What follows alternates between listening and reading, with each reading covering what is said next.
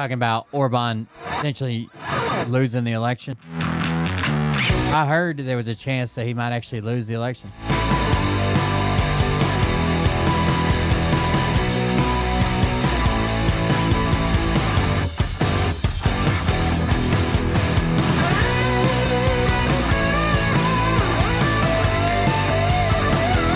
How long's he been there? Like 15, 20 years? Dude, Mariah tells me all the time that I should start watching like one movie a week and doing like reviews like that. That was a really funny video.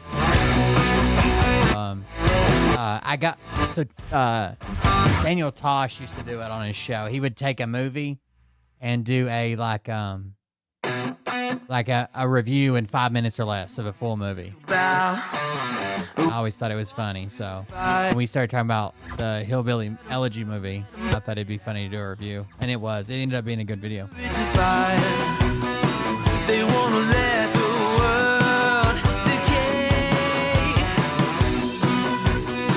They tell us lies and fade away, fade away. We feel betrayed. We were raised to lose the race. Wake it to the back of the pack, kill it anyway. Listen up now. Because we're never dropping out. Beat the odds, beat the big house. The brains are big. Yeah, I had watched it probably, I don't know, probably a month or two before that.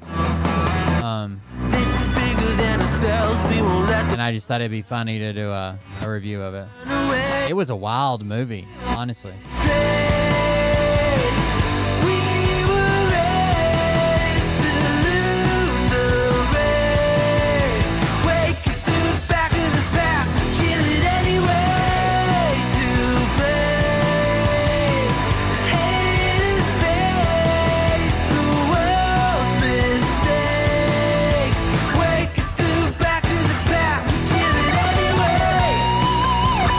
Probably won't stream tomorrow.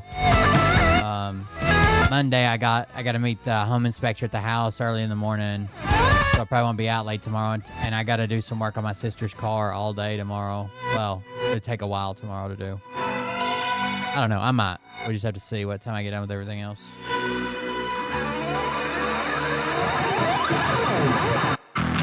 And we feel betrayed.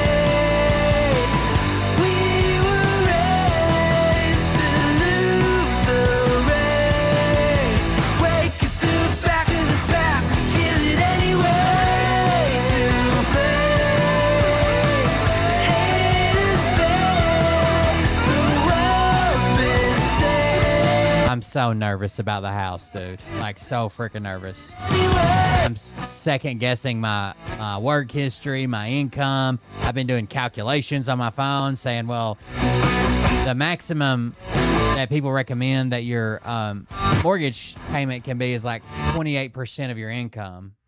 I've been doing calculations on my income. I've been doing all kinds of shit. I don't know. It's just freaking me out. Obviously, nothing's going to happen over the weekend, but I got some stuff happening Monday, and I plan on probably doing a bunch of paperwork. Got home inspector, termite inspector, scheduling an appraisal, earnest money to deposit. I don't know. I've never done it before, but it's already wigging me out, okay? Freaking out over here on it. All right, let me share this like that. Share now.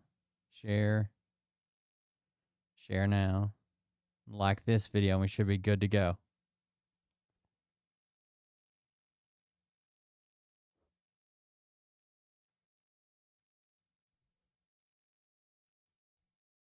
All right, here we go.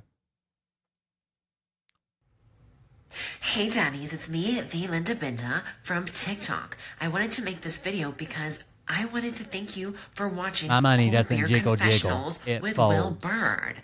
I think that's just incredible. I've watched a few episodes and I'm just like very intrigued. But you know what I'm most intrigued in?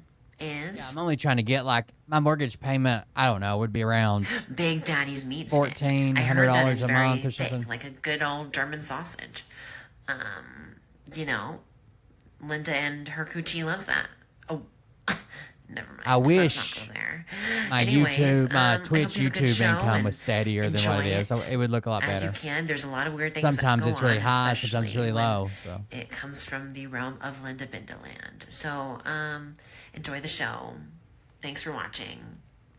Peace out. welcome everybody. I am Will Bird, and this is the Cold Beer Confessional.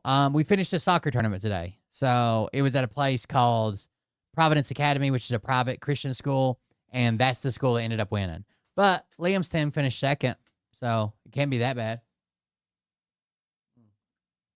Ended up being, I think the final score was like just 2-0.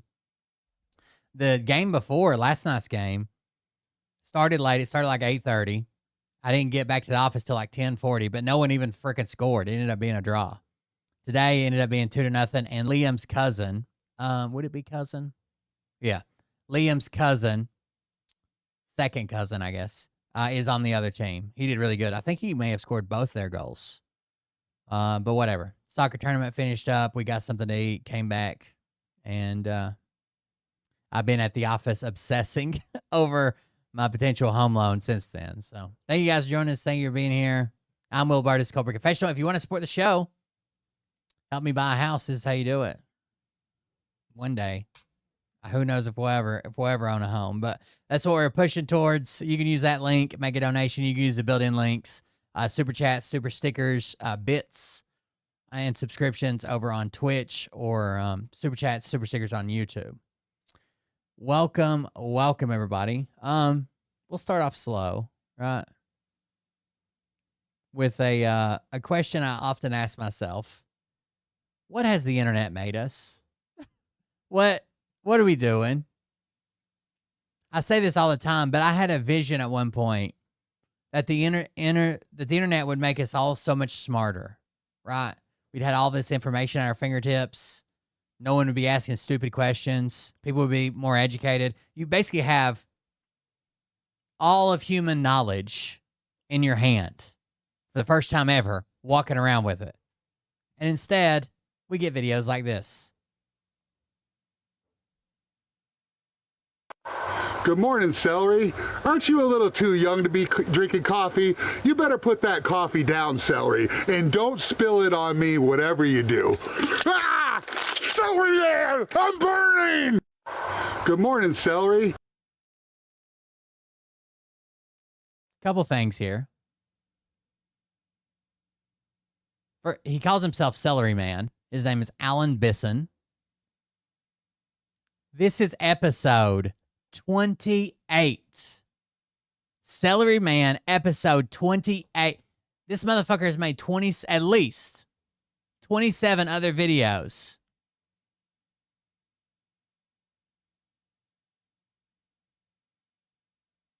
Of him fighting with celery, I'm assuming. What are we doing?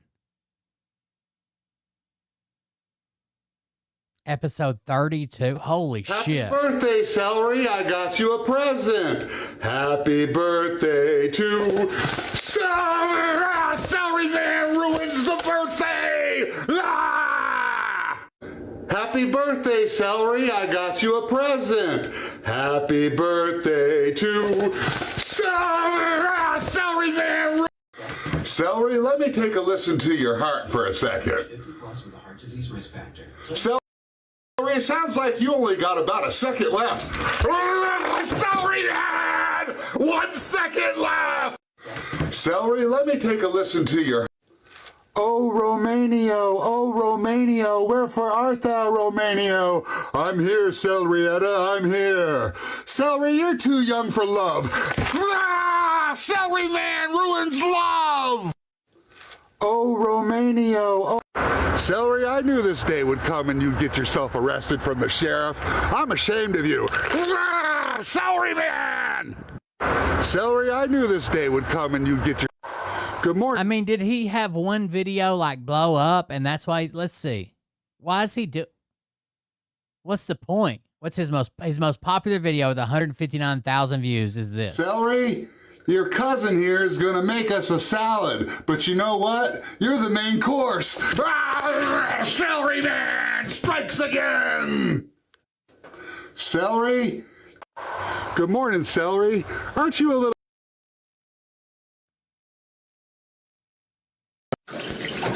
I don't understand. Celery, what are you doing in here? I'm in the shower. Ah! Celery Man's naked!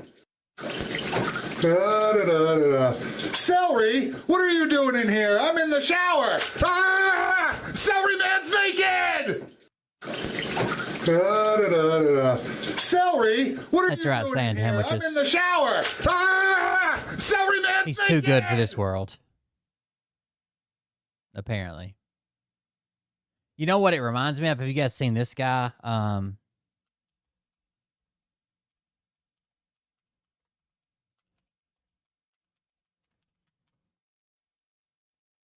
There's this guy that rubber bands shit to his head and makes videos. I'm a watermelon man, watermelon. Oh, that's not actually him.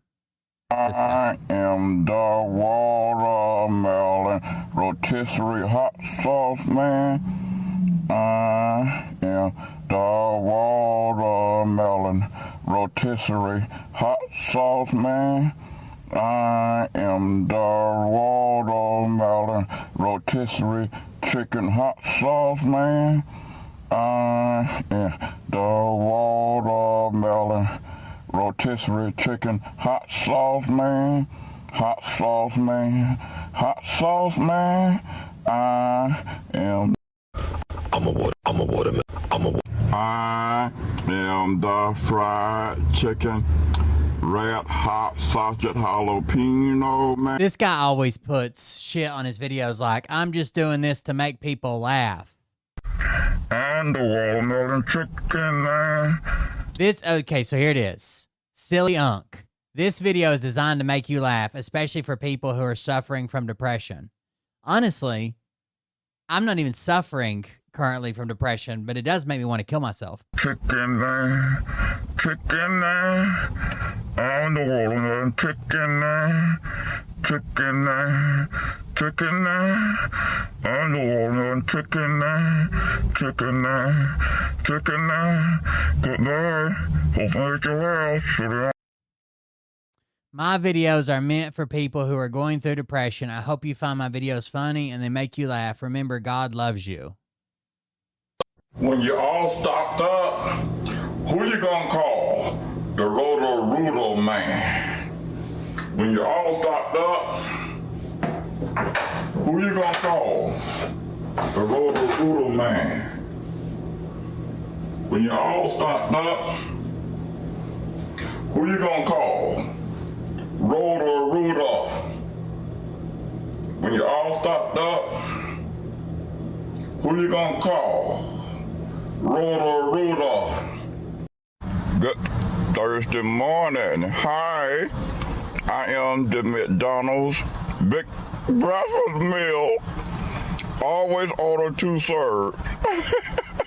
Bye. I hope I make you laugh. The McDonald's hotcakes and sausage Big Breakfast Meal.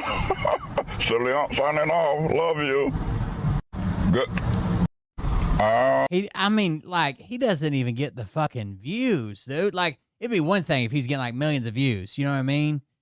Fucking get that bag, dude. But like, it's mostly just people talking shit about him. Like, what the fuck is wrong with you? Bacon and Oreos. The Oreo bacon man, bacon man, bacon man. And the Oreo bacon man, bacon man, bacon man. And the Oreo bacon Oh, everybody's got a little bit to talk shit about Legend if you want to, because she isn't here yet. man, bacon man, bacon man. And the Oreo bacon. I'm the I like the guy that wears the microwave as a helmet. toilet brush. That guy's all right. At least he can ride a fucking bike and shit. Man, There's another guy that rides all around New York City without even a front wheel on his bike. Like, he rides a wheelie everywhere. He doesn't even have a fucking... He doesn't have a fucking wheel on the front. toilet paper man. It does sound like he's struggling. Toilet paper man. I'm the toilet brush. Toilet paper man. Toilet paper man. Toilet paper man. I'm the toilet brush. Toilet paper man. Toilet paper man. Toilet paper man. I'm the toilet brush. Hi, I'm the Mickey D's 10-piece nugget, barbecue ranch, chicken nugget meal. Bye. Hope I make you laugh. There's a whole fucking Coke on his head, dude. City Aunt love you. City Aunt signing off. Hi, I'm the Mickey D's 10-piece nugget, barbecue ranch, chicken nugget meal. I am the Wonder Bread head man, the Wonder Bread head man, the Wonder Bread head man. I am the Wonder Bread head man. Bye. I hope I make you laugh. Love you. Reminds me of those weird, like Asian game shows that no one fucking understands what they're doing. Leon, signing off.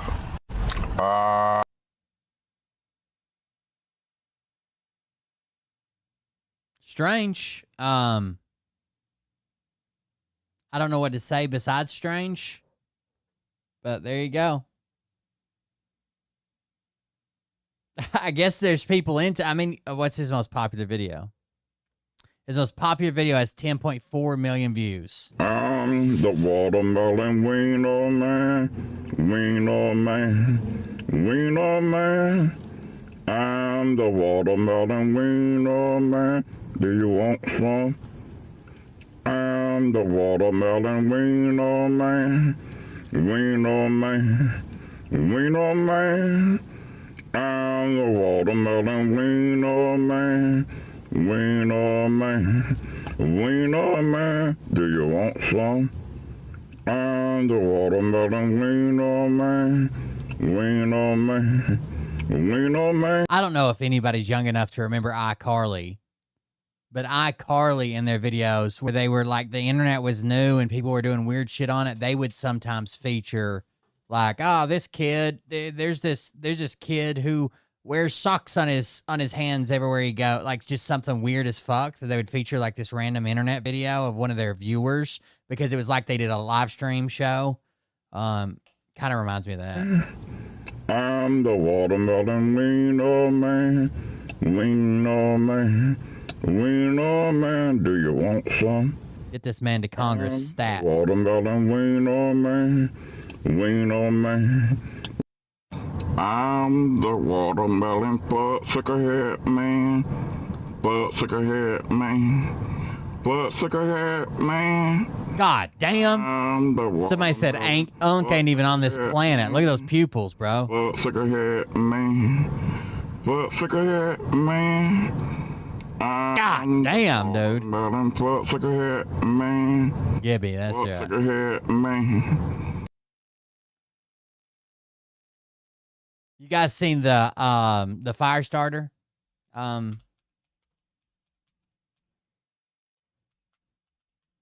The guy who's in the warehouse saying, you should have paid us a living wage. Should have paid us a living wage. Please pay us enough not to do this. You know, if you're not It's a paper warehouse. Bro's just fucking setting it on fire. pay us enough to live or afford to live, at least pay us enough not to do this. All you had to do was pay us enough to live. Do whatever it takes to stop them, defeat them, gut them. He does a whole video just setting the entire warehouse on fire. And then when he's done, like, he's just looking back through the warehouse and the shit's just fucking burning down. Well, he's been arrested, obviously. Everybody knew that was coming, right? The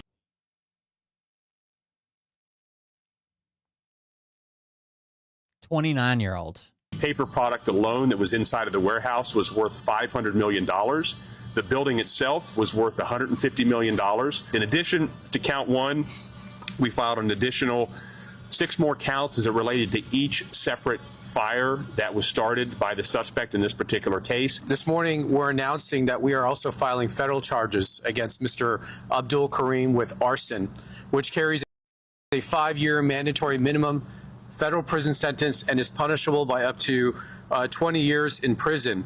According to the federal complaint that we have filed, the defendant on early Tuesday morning filmed himself setting fire to multiple pallets of paper goods inside the Kimberly-Clark warehouse here in Ontario. This company's products Ontario, California.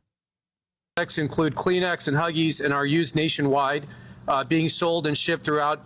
When he finishes and looks down this aisle, there's probably like 20 places he should set on fire.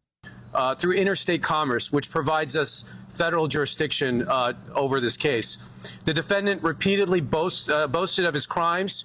He posted Instagram Definitely getting more time than people on the Epstein list. Oh shit, she's here.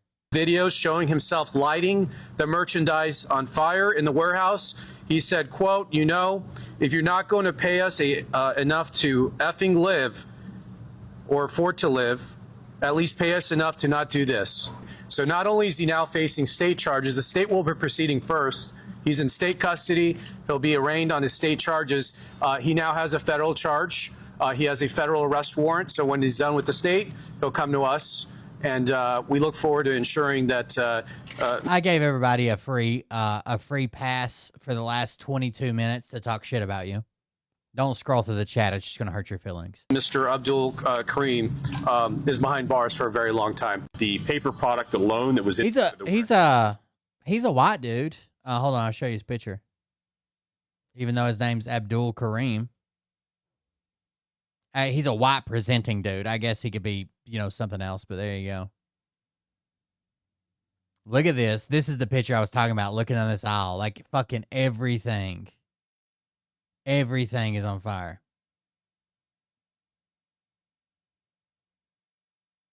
He burnt down the whole fucking warehouse. The building they're saying was valued at $150 million because the building's destroyed. With all those damn paper products in it. We've been Didn't given take the green much. light to bomb the U.S. Now we just have to It's sweet. It is a sweet pic. He should have flipped around the selfie camera and got a profile picture. That'd have been the place to do it. decide where to drop it. Any idea? We've been given the green light to bomb the U.S. Now we just have to decide where to drop it. Any ideas? How about Los Angeles? Come on, solve their homeless problem? No, not L.A. We could hit Chicago. Come on, cut their murder rate in half? No. Miami? No, if I wanted to bomb Cuba, I would. Let's get Wall Street. What, and give the American people a fair chance in the financial system? Absolutely freaking not. Come on, there's got to be somewhere we can hit that doesn't make them stronger. We can poison the air they breathe. Or sabotage their health care. They're doing both of those things to themselves. We could make them infertile. Those kids aren't having sex anyway. We could bomb Detroit? Are you joking? No. Detroit. We're gonna bomb Detroit. They wouldn't even be able to tell it was bombed. God, America's genius. Ruin their own country just enough to where attacking it doesn't make sense. We could bomb D.C.? Whose team are you even on? Your team? There would be parades in every city if we bombed D.C. Guys, come on, without politicians and government, America would be unstoppable. I don't even want to think about it. We spent years on this bomb, and we can't even use it. If it's just gonna be collecting dust, could we maybe bomb my ex's house? I think my ex lives near her. Oh, where do your exes live? Florida. I don't hate it. I think demographics. He's in Florida too. Guys. We're fucking bombing Florida, baby. Dang, bitch. See you, Molly.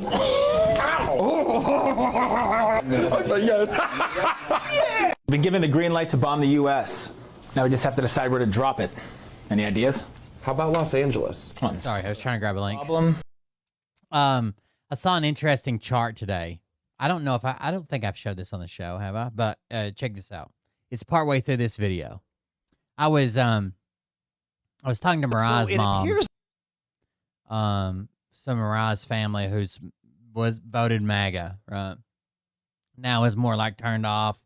Instead is more like, I don't know, they're all corrupt, kind of whatever, right? So bullshit. And I brought up, I was like, I'll show you the chart in a second. It's in this video. And I was like, you know how like the Republicans flipped the fuck out over Hunter Biden working for a company that he was qualified for, that he worked for, that, yeah, he might have got some name recognition, is how he got hired, but he was wholly qualified to work for Burisma, and they flipped out because he made millions of dollars there. Well, check out this chart.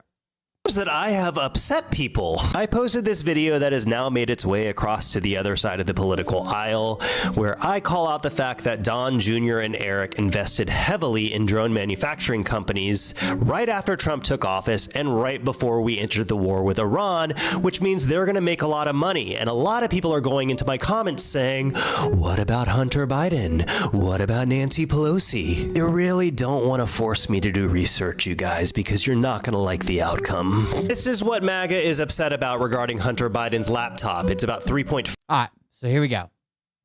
See the millions? We're over here about 4.75 million for combined for his Burisma Holdings money and the artwork that he sold. And Republicans to this day will not shut up about this. Okay, less than $5 million that he made, being paid for Burisma, which is about 3.5, and the rest of it comes from the art sales he did, okay? $5 million from Burisma Holdings and $1.3 million in Soho art sales. Mind you, this was done when Joe Biden was VP and was not president. Comparatively, this is how much Trump's kids... These are the Trump kids. Merchandise, Trump properties, Jared Kushner, Eric and Don, and crypto ventures. Don Jr., Eric, Jared, and Ivanka combined. And his son-in-law are estimated to have benefited from his second term. You've got crypto ventures, you've got Eric and Don Jr. and their investments, you've got Jared Kushner and his shady dealings with the Middle East, you've got Trump properties, which are new properties that he's secured deals with, and then you've got merchandise, all the idiots wearing the red hats, and the Bibles, and the coins. Just wait till they put them side by side. Cards. It's really hard to do a side-by-side. All right, so this obviously looks bad, right? When you set them up like this. You're like, holy fuck, that's crazy. Comparison, because if you just visually looked at this, it looks like Hunter Biden has way more corruption than Trump's kids. But this is really to do with the fact that I don't think Americans can necessarily compute how much the difference between $1 million and $1 billion is. So let's zoom in. That's the size. Now look at the chart. When they scale them both together, you can't even see the blue line for Hunter Biden. Like, it's literally thinner than the line that shows the x-axis of the chart. Okay? When you put them side by side, his less than $5 million versus their over $3 billion, you can't even see it on the chart. MAGA says nothing about any of this. None of this. No one cares. It's fine. Who cares? That's what he does. And then as soon as you bring it up, I've even heard Mike Johnson himself say this. As soon as you bring up any of this, the first thing he says is, well, Hunter Biden was making money when, Joe was president.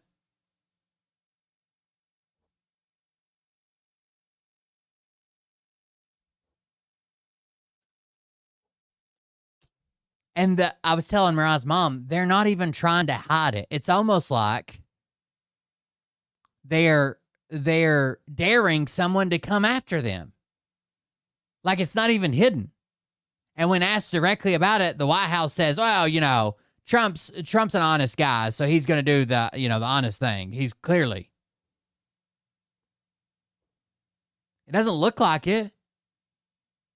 And this is just in Trump's current term, okay? This is just the kids, just in this current term. This is not 2016 through 2020. None of that's included. This is just this term. They've made almost $4 billion collectively. Side-by-side comparison. You can't even see the blue line anymore. It's so small that... Look, I mean, can you guys see that? Well, we're talking about the blue line. It's not as thick as the black line that's under it. You see it right there?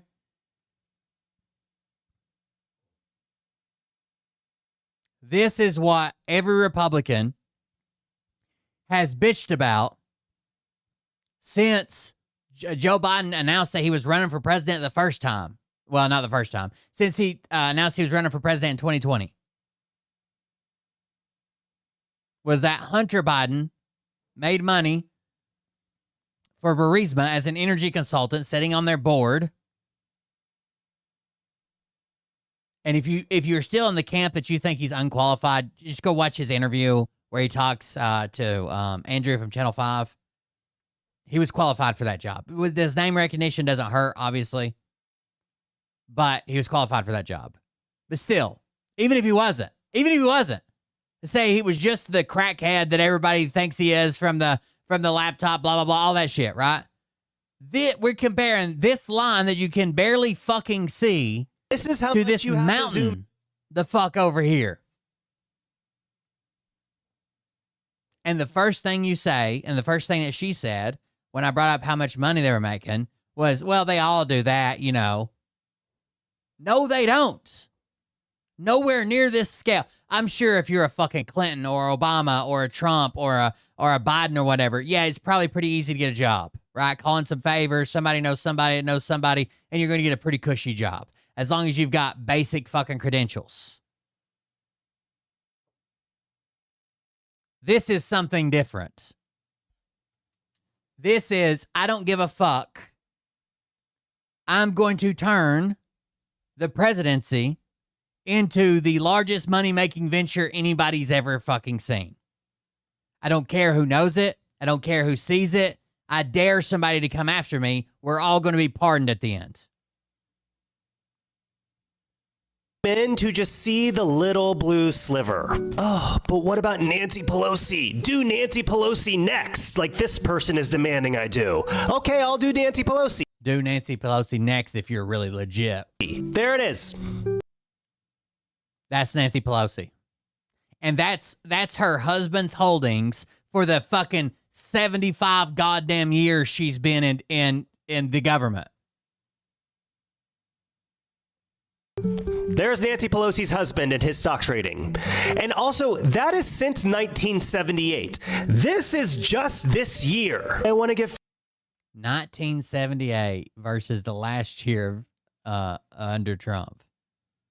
This is just this year. I want to give further context to just how much money these four individuals have made in the past year. They made double the amount that the entire corporation of Starbucks pulled in terms of net profit.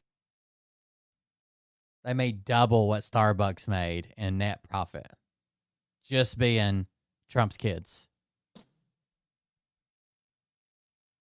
Fit in 2025. And just for context, I posted last week about the need for a stock trading ban. I literally am saying we need to get the stock trading ban passed. Keep fucking around. You will find out.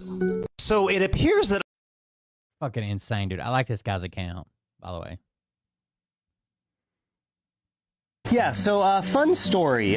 Today in What in the Actual Fuck, POTUS wants to actually partner with Iran to charge a toll tax to 20% of the world's global oil trade. A lot of people are talking about this $2 million toll fee that Iran is now confirmed charging to ships that are passing through the strait with barrels of oil. And $2 million seems like a really big number, but it's not really. And this is actually the least interesting part of this story. Let me explain. Iran is charging up to $1 per barrel on every ship that is exiting the strait. Most of these huge cargo ships that are the size of 3 football fields have 2 million barrels of oil on them. $1 per barrel, 2 million barrels. 2 to 3. They hit some infrastructure today, cut the oil supply by millions of barrels today. $2 million. Prior to the war, about 20 ships per day would leave the strait. That is $40 million per day, per year, $14.5 billion. That money goes to the Iranian government, like the very government that we are trying to overthrow.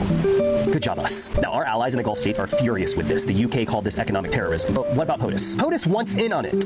His exact words were, and I am not paraphrasing here, we're thinking of doing it as a joint venture. It's a way of securing. It's a beautiful thing. I need to emphasize that the President of the United States... Trump's, if you say Trump can make money, he's there. who has just spent the past 6 weeks attacking a country, spending more than $40 billion in the attack, has just called partnering with them a beautiful thing. I would love to know what Netanyahu thinks of this. Before February 28th, Iran was a pariah. Dude, I was poor and hustled to fucking buy drugs, right? If my parents were rich, I'd have been a fucking crackhead too. Was sneaking oil out of its country. If this deal were to actually move forward as part of a permanent ceasefire, they in the US might collect a 1% tax on 20% of the globe's oil trade. That's not a win. That's the rest of the world paying Iran a toll.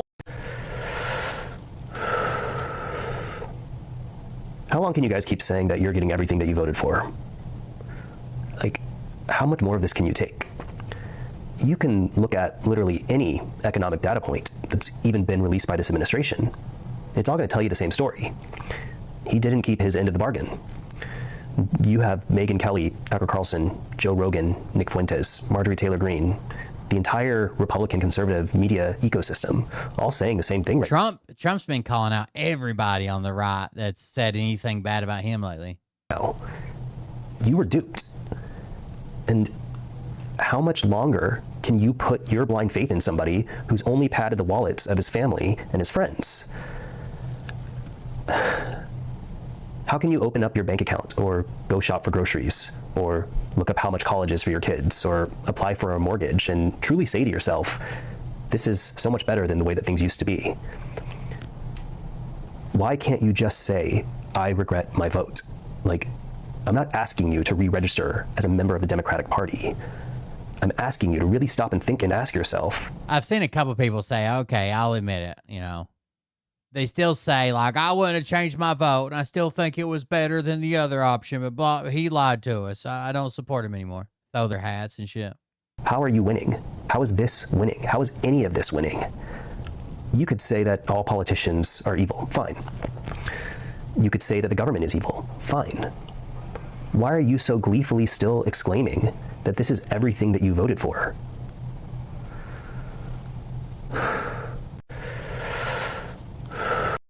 How about some positive news? For the past 15 months, we've seen company after company either stay silent on what's happening in our country or just capitulate to this administration. But there's been a handful of brands that have been willing to speak up. Yesterday, Columbia Sportswear, one of the oldest companies in this country, posted this on their social media. A couple days ago, the Trump administration announced further dismantling of another department of our national parks, the U.S. Forest Service. If you recall, last year, as part of the Department of Government Efficiency efforts, almost 4,500 employees of our forests and national parks were fired. In these cuts is $1.4 billion in funding, closing every regional office and then also closing 31 field offices. U.S. Forest Service is the department that does critical research and monitoring to prevent forest fires. All of this is happening right now when experts warn that this could be one of the worst fire seasons in the history of our country, and we've already seen what's happened most recently in Nebraska and in California. And while this is not positive news, it is positive news to see a brand finally standing up and speaking out. Now, Columbia did try and keep their posts mostly policy specific as you scroll through the carousel, but they did close this slide which speaks very loudly. Make your voices heard in November. Good for them, because we truly do need more brands to stand up and take courageous stances on things, even if it risks losing customers. I think it's so funny that, like, the actual national parks are not allowed on TikTok.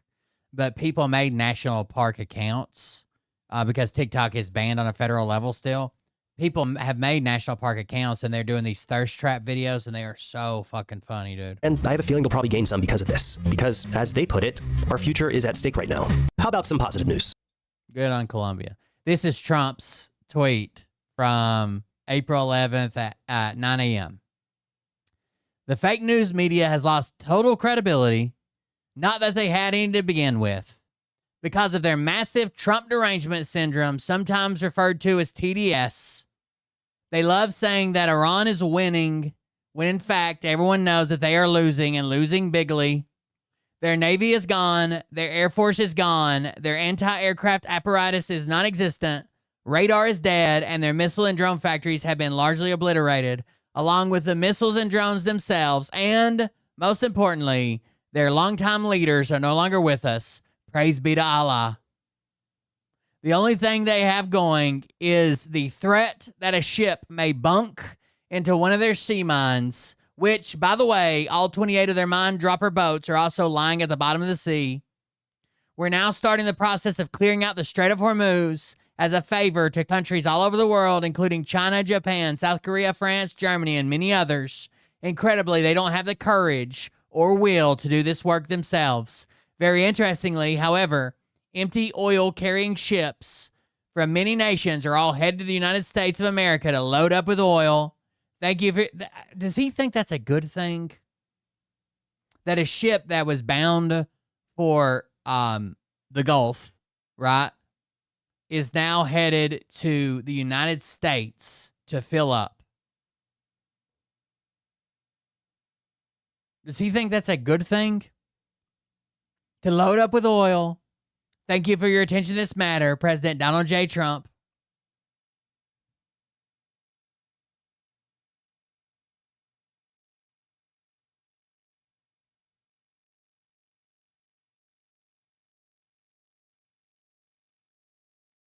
I am watching fertilizer prices closely during our fight for freedom in Iran. Our fight for freedom. Okay. United States will not accept price gouging from the fertilizer monopolies. American farmers, we have your back. President Donald J. Trump, he's just going to fuck you over and then throw money at you if you complain too much.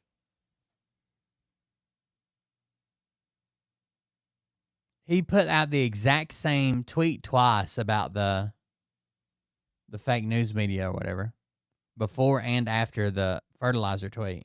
Weird.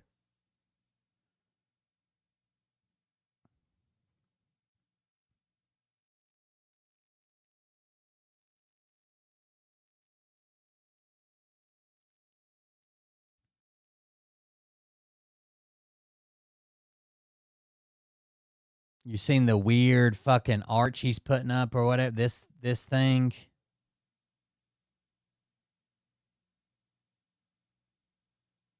This is an artist rendering. This is going up in DC.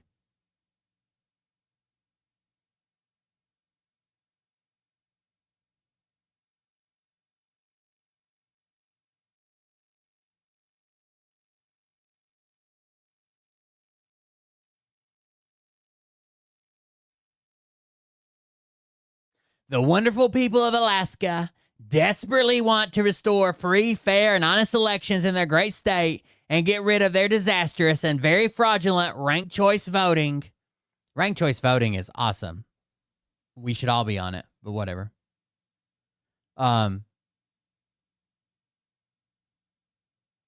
Ranked choice voting, and accordingly will vote to repeal ranked choice voting in November 3rd, 2026 election. I want to congratulate the many hardworking America First patriots in Alaska, including my friends Governor Malk Dunleavy, Senator Dan Sullivan, Congressman Nick Bigich, and Alaska GOP Chairman Carmela Warfield, who are working tirelessly to restore true democracy to Alaska elections. They have my complete and total support. Ranked choice voting is one of the greatest threats to democracy. Ranked choice voting is one of the greatest threats to democracy. How?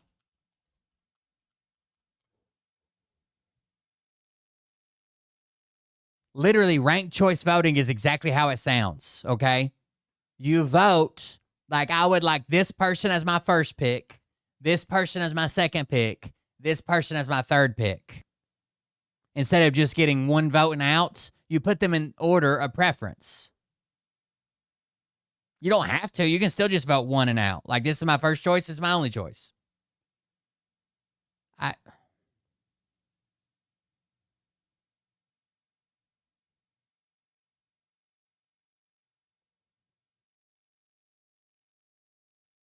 I don't understand this guy so much. Oh, I saw somebody yesterday on the Rumble chat. I didn't see it when it was live. I saw it later. Was asking about Mel K. Yes, Mel K was a porn star. I did a lot of research, okay, when I was looking into Mel K. A lot of research. Put a lot of time in behind the old keyboard, if you know what I mean. And she's in one where they're like, they're having a sleepover, but then two gay guys show up and they turn the gay guy straight. Very weird. Very weird porno. But yeah, she was a porn star. At one point, she was claiming that she was brainwashed by a Satanist to do it. And another point, she claimed she was down on her luck. One point, she claimed she was trafficked but it looks like she just did it. She was in a few different pornos. I can't even. The Iranians don't seem to realize they have no cards other than a short-term extortion of the world by using international waterways. The only reason they are alive today is to negotiate. President Donald J. Trump. I can't even stand to read this shit anymore.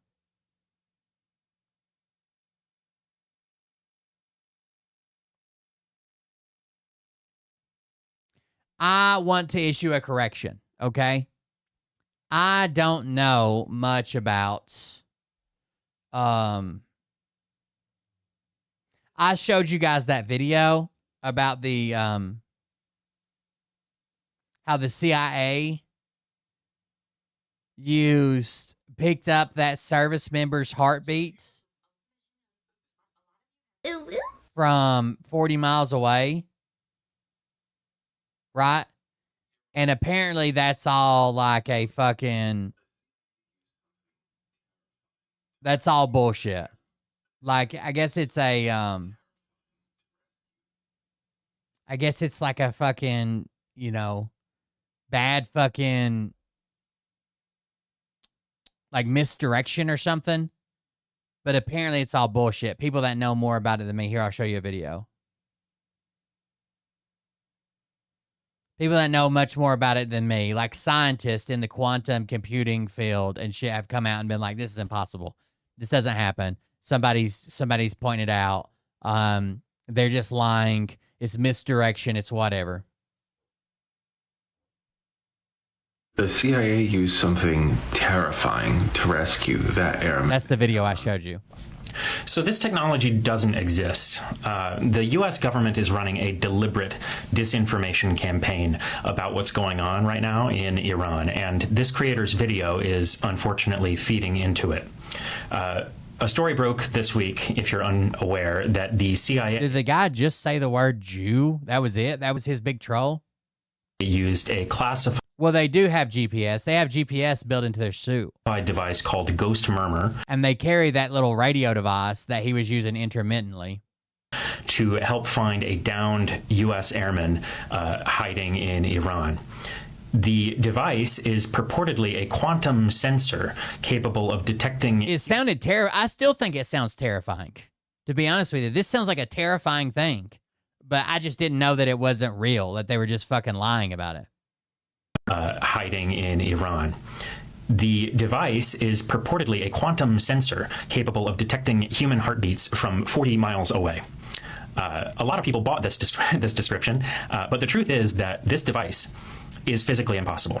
And if it really existed, the U.S. government would be unlikely to tell you about it. For a little bit of context here, for those of you who don't know me, I am a former intelligence analyst who dealt with a lot of different highly classified weapon systems. I obviously can't talk about those, but what I can say is that every single weapon or device in existence abides by the laws of physics. And the Ghost Murmur device, as it's described, certainly does not.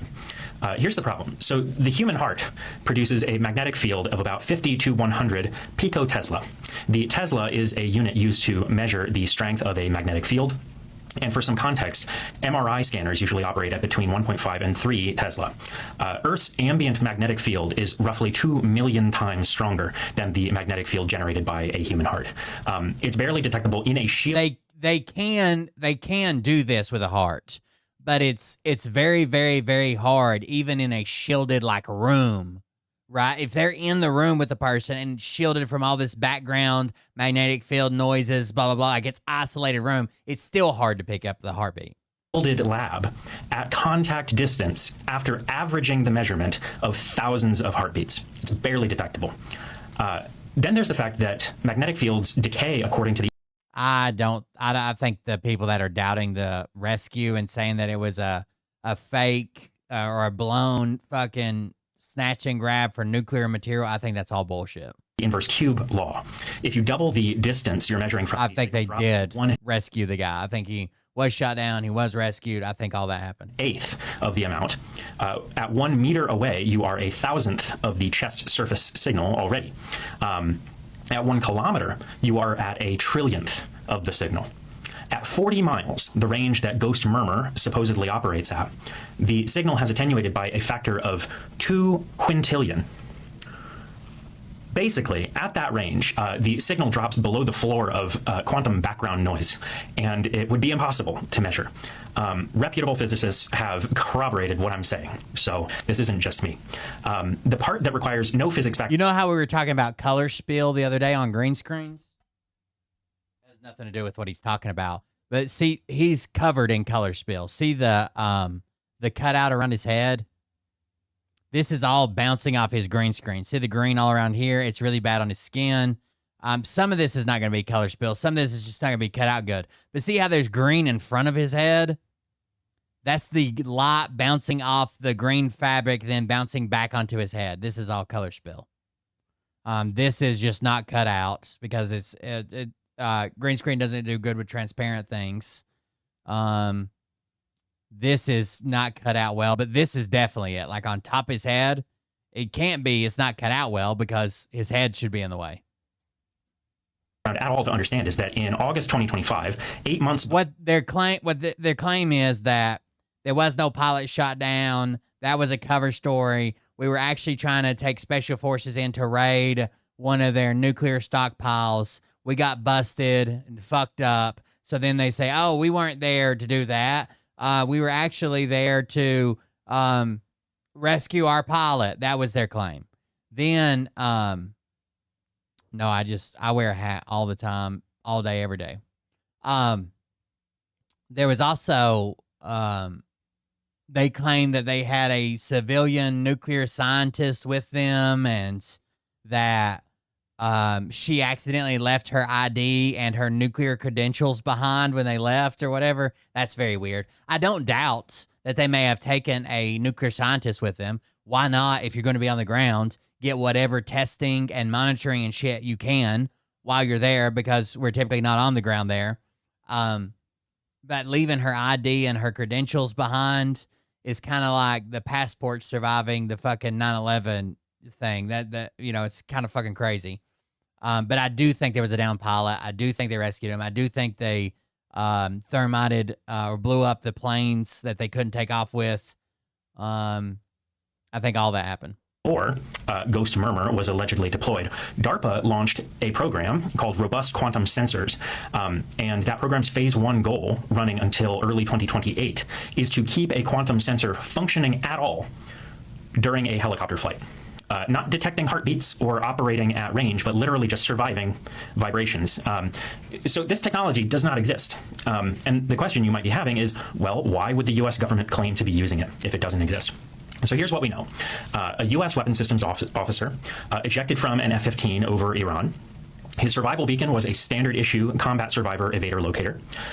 He established contact about 14 hours after ejection, and human CIA assets in Iran, combined with drone surveillance and intelligence support from Israel, were able to find him. The Ghost Murmur claim solves several problems at the same time. The biggest is that it tries to shield human sources inside Iran. But it also reframes the story. So this F-15 was the first loss of a manned U.S. combat aircraft to enemy fire in over 20 years. The rescue cost 2 MC-130 aircraft, 4 to 6 helicopters, and an A-10. And Ghost Murmur spins that failure, that narrative, from a chaotic and expensive rescue into an intimidation tactic, basically. Strategies like this are not new either. Ronald Reagan's Strategic Defense Initiative never actually achieved much, for example, but it caused genuine strategic panic in Moscow. Also, in World War II, interestingly, Britain protected its new radar systems that allowed fighters to shoot down German aircraft at night by claiming that it was feeding its pilots more carrots to improve their vision. Yeah. So if you saw the Ghost Murmur story and you believed it, that's totally understandable. It was engineered to be believed. The sources gave it a cool name and attributed it to Lockheed Martin's Skunk Works and used just enough real science to make it sound plausible. And they wrapped it in a rescue story that made people want to believe that it's true. But it's not. And the only defense against this kind of thing is for you and everyone to question whether the claim aligns with... It did sound terrifying to me. But I don't know what the background fucking magnetic field is versus the magnetic fields heart produces and how far that can be, You know, I'm not one of those scientists, but I'm glad people did come out and debunk it if it's not true. Hell yeah. We haven't checked on these people in a while, so. Do you think having Trump's signature on We'll U.S. back up currency will some. make America better? I just think it's going to celebrate our 250th year celebration, and I think it's kind of a He doesn't have anything to do with 250 year. Well, he doesn't have. He's been around for the last 10. It has nothing to do with 250th year. novelty, and I like it, and I can't wait to get one. He's just an arrogant piece of shit. I can't wait to get one. It's not just his signature. The secretary, the treasurer will also. No, they're removing one of the signatures that are traditionally on all currency. It's the Secretary of the Treasury and No, the Treasury Secretary Scott Bessent or Bessent will be on there along with Trump. So it's not just Trump. Oh my God. Right, but there's another person from the Treasury that usually is on there. It has 2 signatures from what I read. It's the Secretary of the Treasury, and I forget who the other person is. They're removing the other person to make Trump's. It's the treasurer and the Secretary of the Treasury that's usually on there. They're removing the treasurer to put for the first time ever, a living fucking president's likeness on coins and signature on bills. I don't understand the excuse of it's to celebrate our 250. That's why he needs to be on the coins. So his signature. He's only been around in politics for the last 10 years. He has nothing to do with 250 fucking years. Right? Not to mention, the history books have not even put in their input on what the Trump years were like yet. Right? We haven't been far enough out of them to look back on them and talk about how horrible they were. And who cares? Why y'all got your panties in a wad over it? Do you think having Trump's signature on why you got your panties in a wad over it? Could you imagine the fucking Ku Klux Klan fucking schizophrenic fit they would have went into if Obama would have been like, I'm putting my signature on all the money? It would have been the Antichrist, the mark of the beast. We can't use money anymore. We're going all digital. Nobody can, if you touch the money, you're accepting the mark. Jesus said that, but no. Why do you think? Sorta. I think he tries to grow out like his beard, but he's got scar tissue or something. You can tell by how his mouth closes that he had some type of injury and scar tissue here. It grows in slightly. It's some type of medical reason. Why do you think Trump lied about Iran having, quote, no anti-aircraft equipment? Well, they don't. I just stated that. I just told you they're out of everything, and they just got lucky. Well, clearly they're not. No, it didn't. The heartbeat monitor did not come from QAnon stuff. It came from mainstream sources. Not out of everything because they shot 4. Got lucky with magic. They shot 4 aircraft. So? Trump said they don't have any anti-aircraft capabilities. They shot 4 of them out of the sky. So what? They don't have any equipment left. How did they do it? But on Wednesday, he said they don't have the equipment. Yeah, it come from like the New York Post and the Times and Scientific America shared an article about it. Like it didn't come from like the QAnon people. And Friday, they shot planes out of the sky. Yeah, everybody's got this rogue missile laying around somewhere. What? Okay, so Trump lied then. They don't have any sophisticated. This is so aggravating. Trump says they have nothing left. Okay, they just shot it on a plane. Well, yeah, but they don't have nothing left. What the fuck did they shoot the plane with? They don't have the equipment. Then Thursday and Friday, they shot planes out of the sky. Yeah, I thought it was cancer. Okay, I know he has a facial scar where he can't grow the mustache. I also know that separately he had some form of cancer, and they thought he was, going to die, and it was a big deal in their family. Blah blah. I didn't know the two were linked. He's got this rogue missile laying around somewhere. What? Okay, so Trump lied then. They don't have any sophisticated equipment that can be formidable against our Air Force. I think they said they just shot down our planes. They don't have any equipment that could be formidable against our planes. They just shot down our plane. It was like a scattered type missile or something. They shot down 4 airplanes. How many do you think we fly every day? 150 to 200? But they've got equipment. It was actually so mainstream. I got sent. It was one of the stories that Google picked to send to like my Google daily news thing. You wake up in the morning, there's like 10 news stories from like Google suggested to. Well, on my phone it is. It was the Ghost Murmur thing was one of those. planes. How many do you think we fly every day? 150 to 200? But it doesn't matter. If we fly 1 million and they shoot down 1, and Trump at the same time is saying they have no ability to shoot down our planes, he's lying. They have some ability. They might not have the greatest ability. They might not have the ability to shoot down 100% of our planes, but they have some of our ability. Equipment, Chad, you're so full of shit. No, he's full of shit. That's the point I'm making. No, he's not full of shit. He said they don't have anti-aircraft capabilities. They shot 4 of them. You just hold your breath. Okay. You wait until Tuesday and then open your pie hole again. What's going to happen Tuesday? You'll see. He's going to, if they don't, he's going to blow the planet up. Why do you think Trump lied? He's going to blow the fucking planet up. Okay. We actually, while we were in negotiations with Iran and Pakistan, did a show of force, navigable water, blah, blah, blah, pushed a ship through the Strait of Hormuz without permission. It just gives me goosebumps to think that our military is that strong that can do that, to get our guys out. But they were in that predicament because of Donald Trump. And they were not rescued by Donald Trump. They were rescued by their own people. They were rescued by our military, the United States military. Correct. Not Donald Trump. He is the head of it. They are in this predicament. One of the deciding factors for Trump invading Iran, when most of his cabinet was telling him, no, this is dumb, don't do it, tell Israel to get fucked. If we say no, they're not going to do it, right? They need us. They need our supplies. They need our support. Was he talked to a guy, then he's a security guy or some shit, and he's like, what do you think? He's like, well, I don't know, but I had a buddy that got killed by an IED that, basically came from Iran. He's like, we got to do it. We got to kill him. Because of him. He had nothing to do with this. Oh, my God. With their rescue mission? Oh, my gosh. You think Donald Trump had a hand in that? I want to hear your big mouth Tuesday. He is the head of our military. I want to hear from both of you communists on Tuesday. That's Pete Hegseth, and he's firing all military personnel that know what they're doing. Yes. All the woke piles of shit that have been standing around with their thumb in their ass for 4 decades. Do you think if this happens again under Pete Hegseth, if somebody goes down, that they're going to get him back? Because I don't. He's literally firing everyone that had any brain whatsoever in the military. You're damn right. You need to get rid of all of them. It just gives me goosebumps to think that our military is that strong that can do that, to get our guys out. Why do you believe Trump praised Allah on Easter Sunday? He's being sarcastic. Right, because he's a piece of shit. If they don't open that strait, he's going to bomb everything over there. They're going to be in the dark and can't drive anywhere. If they Well, the strait's closed, Mom. would have had our military guy and paraded him around, he would have done it immediately too. So it was going to happen anyway. I had anxiety. I don't know the man. I knew he was part of our military. I was having anxiety. We got to get him out. We got to get him out. And they did. So again, question was, Mom, to you, why did Trump praise Allah on Easter Sunday?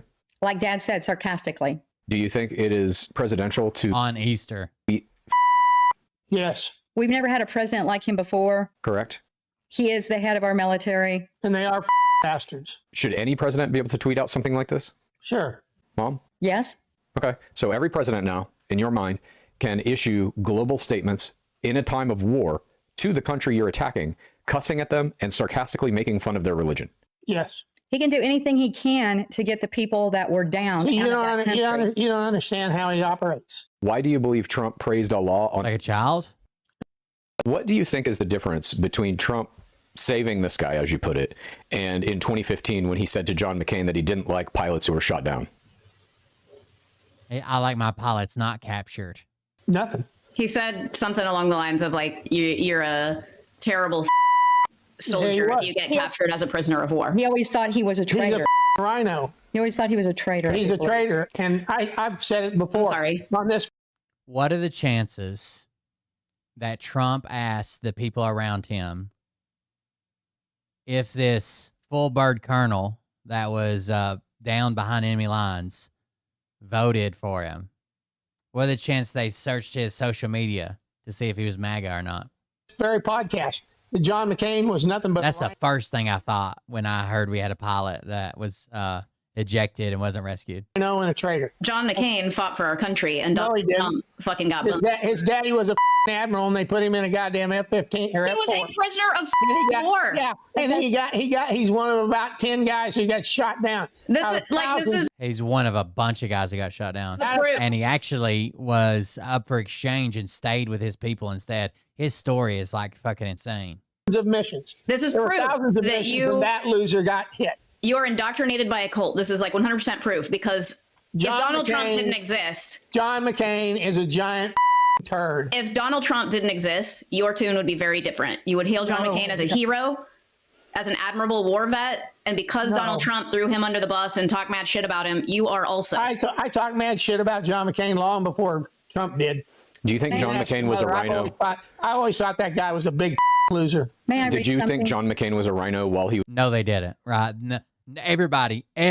McCain was one of the most respected people inside the Republican Party until Trump told everybody to go after him. Until Trump went after him and everybody followed along. Was being tortured? Yes. What do you think is the difference between Trump? Can I Did read you something? think John McCain was a rhino while he was being tortured? Yes. What do you think is the difference? Dad, why do you think Pam Bondi was fired? Because God damn. God damn, dude. Where'd they get that screenshot from? didn't get her job done. What was that job? To put those guys behind bars. What guys? The ones in the Epstein files. Comer, yeah, in the Epstein files. James and Comey. Letitia. All those.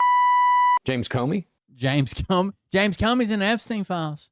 Is not in the Epstein files. Well, I know, but I'm saying in addition Prosecuting them. In addition to the Epstein files, there's all kinds of people that she should have indicted and put in jail. Behind closed doors, the Republicans are fucking terrified of the midterms. They've almost resigned to losing, and what plans can we put in place? Trump is now he's done it since he came back into office, but more so now, promising pardons for basically anybody. He says it in a joking way, but he's serious about it. Anybody that's coming within 200 feet of the Oval Office, he's going to pardon. And she didn't do jack shit. She was too soft. She was way too soft on a lot of those other people we were talking about. James within the Epstein Comey files. should have been either hung or put in prison for life. You can go back in some of our earlier podcasts, and I told both of you, if that guy that does our back talks can go find it, several times I said, if she doesn't do her job, Trump will get rid of her and let her go. And that's exactly what he did. I do think he went in and just probably sat down with her and said, hey, this isn't working. You're not opening the files fast enough. You're not doing the things you're supposed to do. And You're not opening the files fast enough. After Trump tried to... gave her a position somewhere else. Dad, why do you think Pam Bondi was fired?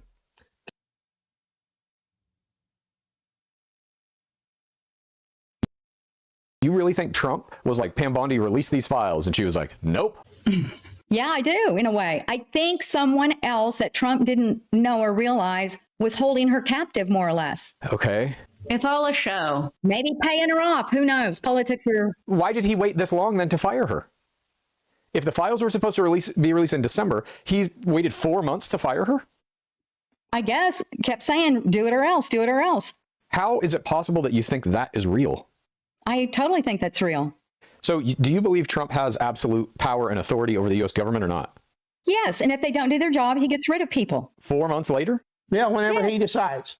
He's been a little busy. It's up to him. It's not up to you. If you haven't noticed, he's been a little busy. Yeah, starting wars. You really think Trump was like, Pam Bondi, release these files? And she was like... And she's like, nope, not going to. Nope. And he's like, you better do it. You better do it. Every day for 4 months. You better do it. Yeah. If he wants the Epstein files released so badly and Pam Bondi isn't doing it, then why is he putting somebody like Todd Blanche in front of us who said, we are not releasing any more shit that has to do with the Epstein files? Because that guy's going to get fired too. He's interim, they said. So he's He's just putting up fucking losers. just putting people in place for firing? Yes. Probably. Seems a little unstable, yeah? Because they don't do their job. But why would he select somebody... And this interim guy will not do his job either. Why would he select somebody who is...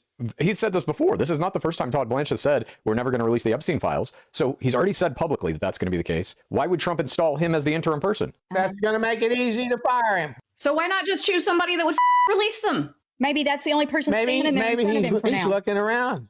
Giving him time to find the right person. I just can't like... Well, you can't. I don't care. No. Nice. It's all like smoke and mirrors. It's all a facade. It's a show. It's distraction. I just can't. Well, you can't, and I don't care. This Okay. war, like all of it.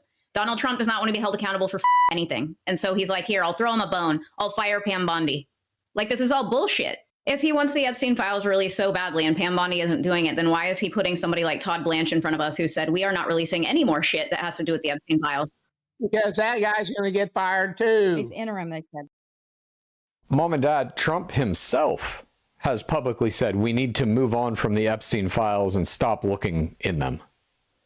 Why would he say that if he actually really wants them all Epstein files are a hoax to be released? Because he is not in those files, but he does want the other people in there prosecuted, or he would not have got rid of Pam Bondi. He has said publicly it's time to move on. And when people ask him questions, reporters, he insults them and ignores the question. He also doesn't want them released. I think as soon as this war is over in about 2 weeks, or even a week, could be a week, they're going to get back to that. They're going to get back to that. What if they don't? The war will be over next week. If in 2 weeks when your war is over and he doesn't get back to the Epstein files, what are you going to do about it? They will get back to it, Haley. They have. Doesn't matter. What if he doesn't? The Epstein files are irrelevant to anything on the planet. Mom and Dad, Trump himself has publicly said, damn, they're so brainwashed. Would Haley ever consider going into politics? And two, Mom and Dad, would you vote for her if she ran on an extremely, obviously, liberal platform? So the first question to Haley, would you go into politics? I will never be a politician. I despise government. I despise politics. I, however, will always be an advocate. I will always protest and do my due diligence. But no, I don't want to be a politician. Hang on a minute. Let's just paint this theoretical scenario. AOC comes into your bakery. Oh my God, this is amazing. You guys become best friends, and you become like a Joe the plumber, or what was that? Do you remember that guy, Joe the? I think it was Joe the plumber, and I forget even which. It was plumber. Yeah, you become a figure like that. You rise to fame and prominence immediately, and she's like, "I want you to be my vice presidential running mate." You wouldn't do it? No, I don't have any interest in being in government. No. There's a two-part question. One for Haley. Would Haley ever consider going into politics? And two, Mom and Dad, would you vote for her if she ran on an extremely, obviously, liberal platform? So the first question to Haley, would you go into politics? Would they vote for her? Hell no. If Haley was running, let's say for president, would you vote for her? No way in hell. Wow. Mom? It would depend on what her stances are. You know what my stances are. Yeah, you've listened to him for 4 years on this podcast. I know, but she could change just because she's running. People do change. I would have to see what she was running on before I would know what to vote. Assuming she's running on all the things you've heard her say in this podcast. I would vote for her as my daughter, but not as a politician if her... Are you voting for me or JD Vance? JD Vance. You. I get the vote. From Mom. If I read what you were standing for was right. Are you out of your mind? Jesus. She's our daughter. Yeah, and she'd be a crappy politician. Okay. I think better than being politicians, I think, Chad, you and Dad should be pastors and start a church. Wow. Mom and Dad, then the second part of the question is, if Haley... Chad and his dad should start a church. Dad, on March 8th... Everybody keeps putting this in the comments. Would be the same picture. We are now in the 5th week. Are you wrong? Yeah, I missed it by a week. Missed it by a week. And Tuesday, boom. Dad, I also want to bring up this prediction. This is one of your very earliest predictions. This was back on January 29th, 2023, which I believe is about 1,100 days ago. You predicted a nuclear weapon would be used in Ukraine within 30 to 40 days. Are you wrong on that? They've already used the missiles. They just haven't put the warheads on them. So then that wouldn't be a nuclear weapon. Yes, it would. Oh my God. No, it's not. By definition, it's not. It's a nuclear missile that'll carry a nuclear payload. Oh. And they're just warming up, and they're letting the world know, here it comes, motherfucker. Okay. Why are you guys so pro-war? Like, why do you want him to blow up Iran? Why do you want that? Because I want Iran to be gone. Why? This is a war that started long ago. It needs to be finished. And Those people are evil. They hate America. They hate us. And as far as the Ukraine war, I'm against the Ukrainians all the way to hell. Dad, on March 8th, you predicted that the war in Iran would be over in 4 weeks. We are now in the 5th week. Are you wrong? Yeah, I missed it. This is how they be moving the goalposts. Yeah. That's Dad, funny. I also want to bring up this prediction. Go back to, the very beginning when they bombed a school full of children. Yeah. Are you sure that was still proven? Yes, it's been... We've admitted it. A million times. It was Fine. our missile. I don't You cannot reconcile... care. I'm talking to Mom. I know you don't care, but it is difficult to reconcile all of this killing kids in a school. You told me yourself that they're hiding the American soldier, but then you tell me we need to be done with these people. They hate us. Make that shit make sense. Most of them do hate us. They hate No, they America. don't. Oh my. No, they don't. Oh my gosh. So, oh my gosh. Let's see. They held how many captive for 444 days? Paraded our people around. If I may, Yes. I believe most people in the world, I'm talking about in other countries outside the United States, don't give a shit about the United States or think about us in any meaningful way I at agree. all. And that's why we got to because they're- exterminate the. Go back to, the very beginning when they bombed a Most people are going about their lives on this rock floating through space a million miles an hour to nowhere, just trying to put food on the table. Or Right. If you just said before we bombed Iran, when Trump was first elected, are we at war with anybody in the Middle East? They just said, hell no, we're not going to be. We're not doing that. It's not a war. We're not doing. Now it's just, oh, he didn't start a war. This war started 47 years ago. do whatever their life is about. Spend time with their family, raise their family, do whatever job they have. They're just trying to get by. That is the kind of base state of almost all human beings. That's what you think the Somalians are doing in the United States? You are blind and stupid. Most people aren't thinking, oh my God, the United States, an evil empire, we need to destroy it. Most people are not, they are never thinking that. So this idea that has been put in your head that everybody in Iran is like bloodthirsty and wants to kill America, it's just not right. It doesn't matter. You can't segregate who's who. So you kill all of them. Then we should, then our entire country should be bombed, according to your logic. Yeah, bring it on. Let's see what you got. Most people are going about their lives on this rock floating through space a million miles an hour to nowhere, just trying. Well, if I could go back in time, I would become some kind of astronaut or certainly something to do with NASA. I love space. I love the idea that there's an infinite universe, and to be a part of that and experience that and potentially get a first glimpse of what is out there. Holy shit. Yeah, so the pictures. All for it. I love space travel. I wish it was me. Would you be scared to do it? 100%. But also like nobody else gets to do that shit. Yeah, I want to see those aliens on the other side of the moon. I know they're there. You think they're there? I know they're there. Yeah. Those pictures are sending back are incredible. They're beautiful. Yeah. Yeah. All right. Well, there you have it. Dad doesn't care. He's looking out the window or staring at a Dr. Pepper can off screen or just having a real hard time engaging with your family on Easter Sunday. Just look at the screen. Then Chad won't yell at you. I'm not yelling. I'm just trying to figure out what's going on in that little cranium up there. He kind of gave like a little. I told you I didn't care about the space. So while you were yakking about it, I had other things on my mind. I don't care about space. And then he did like a thing where he mogged on camera. He said, he did a Weekend at Bernie's face. well, if I could go back in time, Did you watch? Now we're all to reruns. I can't. I swear if I ever see that guy out in public, dude. Jesus fucking Christ.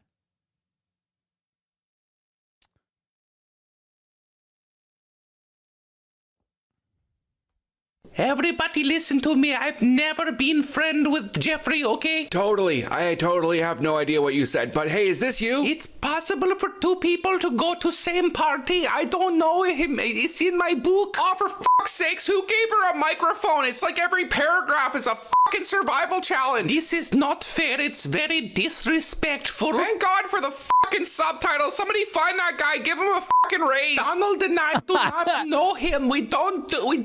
What the fuck are you talking? Your words? We don't do. Doing parkour. The mean Democrats are. Your words are doing parkour.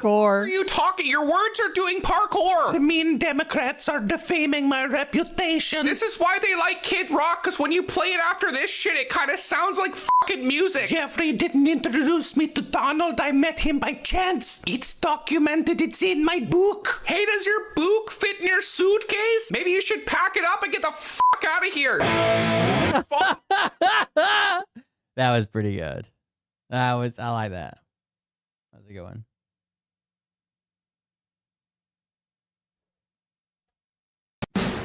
I never been friends. Stop it for a minute. What a great. I never been friends with Epstein. I never been friends with Epstein. What a great. I mean, what do you ever sit back and just go, what timeline are we on? Like, what portal have we gone through? Where have we landed?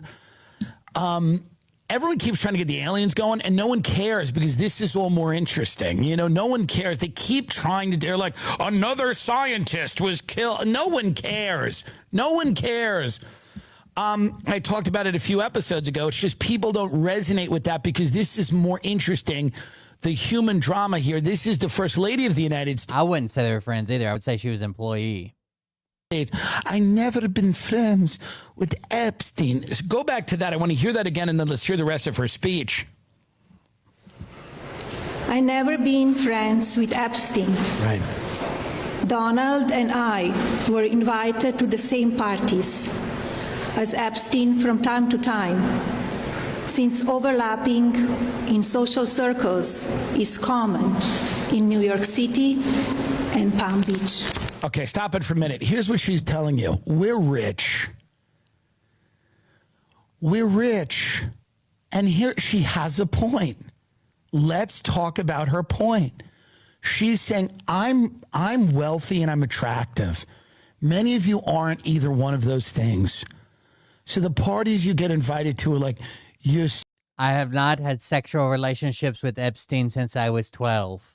Sister's fucking, retirement party where your fat sister has stopped teaching biology at the high school.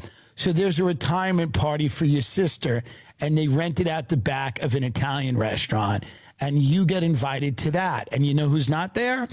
Epstein or anybody. And she's explaining to you, like, this is the way the world works. Like, you live in a place I've never heard of, and you go to your sister's retirement party, and the Twinkling get up, lights. and they make a couple of jokes about your sister. Santa wears green with twinkling lights. As a teacher, and how she was a real hard ass, and the kids were like, don't fuck with Miss Miller or whatever. And those are the parties that you go to, but we live in Manhattan. I'm attractive. My husband's a billionaire. We go out in New York City. So it's common in New York City to bump into people, and you don't understand it because you're an animal. And she goes, I have a documentary about this called Melania, where they talk about my life, and I fly in private planes. You go to an airport and you eat a fucking Aunt Annie's pretzel, and you sit there and you're told your flight was delayed. But I get on a G5 at Teterboro, which is an airport you've never heard of. And I fly and I land in Palm Beach, and I go to the country club that my husband owns, and I live there. And occasionally we bump into war criminals, human traffickers, people that are involved in overthrowing governments. I never.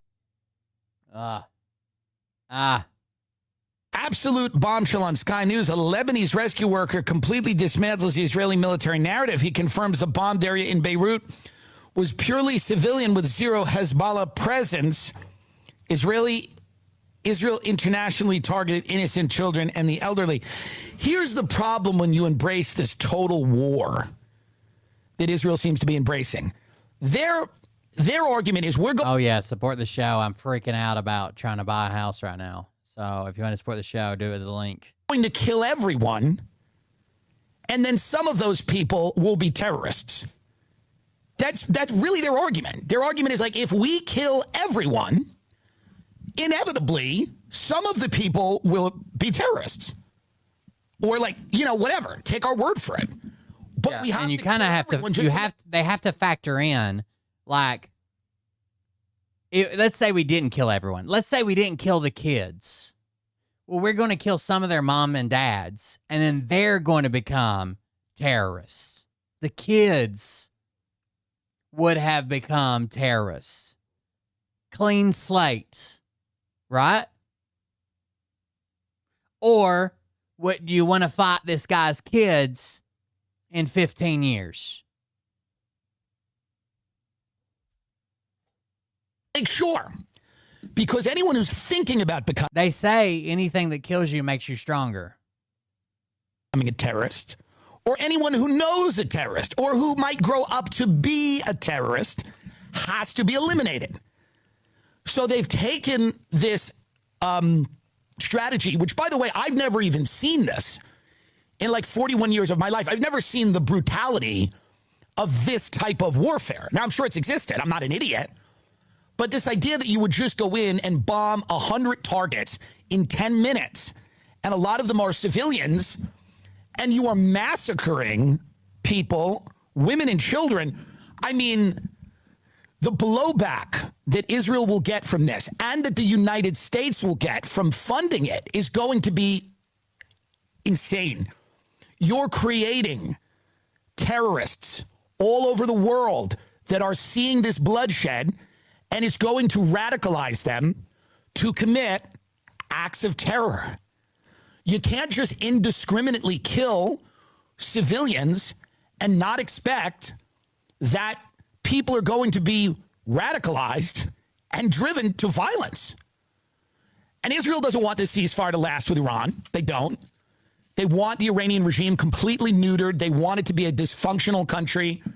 They want it to look like Gaza. They want it to at least be Syria, where you have either a puppet government, you have kind of a dysfunctional country. They don't want an Iranian regime that is stronger and more dedicated to getting nuclear weapons than they were, but that's what they're going to get. That's what they're going to get. Because it's pretty clear to everybody who's honest that we've lost. Our objectives in this war have not been met. We simply are walking away, and we should, but the only way to win is like 100,000 troops or a nuke. That's the only way to win. And there's people in the country that want a nuke used. And there's people that have argued for that at high levels, truly, that are saying, why don't you drop a nuke on Iran? And if we go after the Iranian infrastructure... Some people would. I think most people would. But here's the problem. I wouldn't. Does that make me crazy that I wouldn't? Does that make me... It does, huh? Yeah.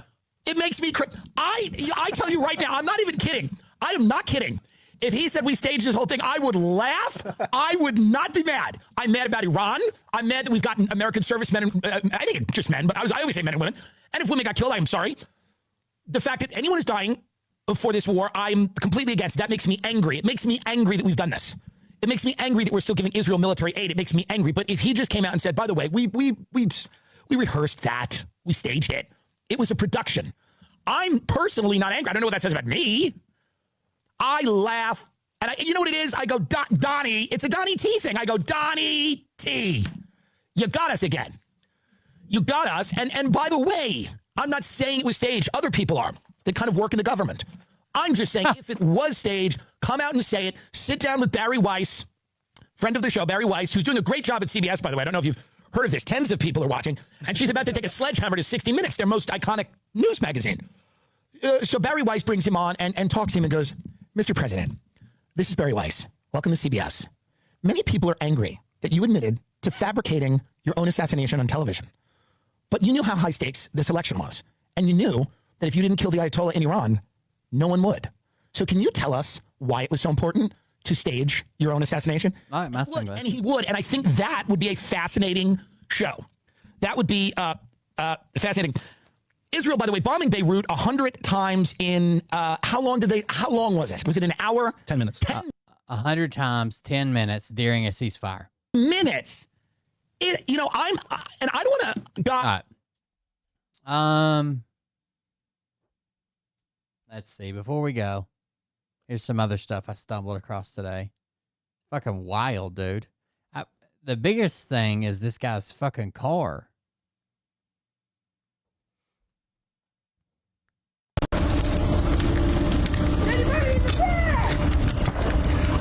I've been here for 5 minutes. I've been at. Let's start with part 1, maybe.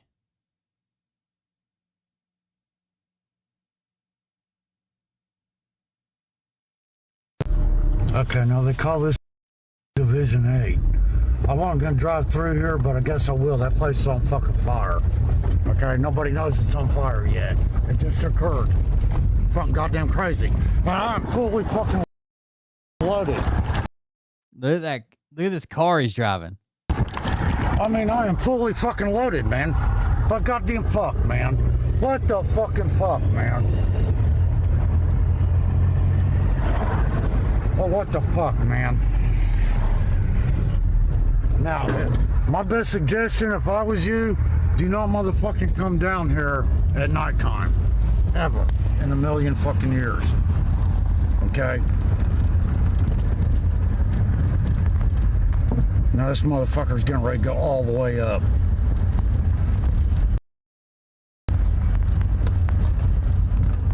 Yeah, I mean, it's just fucking straight caught on fire, man. What the fucking fuck, man? Jesus.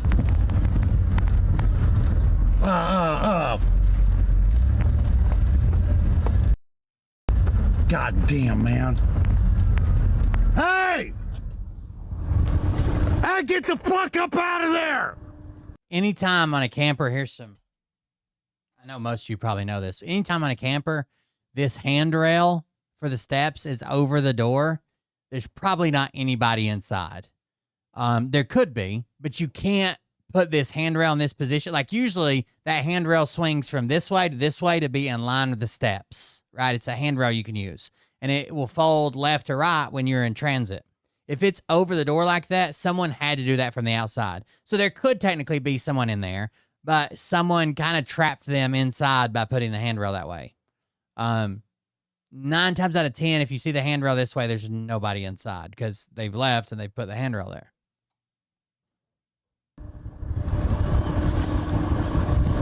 God damn it, man. Goddamn fuck, man. Look at bro's car. He's trying to go to the scrapyard. Look at bro's fucking car, bro. We'll get a couple more glimpses of it. Hey! Hey, get the fuck up! He's trying to do a good thing, just in case, they're in there passed out or some shit. He says in a minute, I'm going to have to stop the video, I guess, and call 911.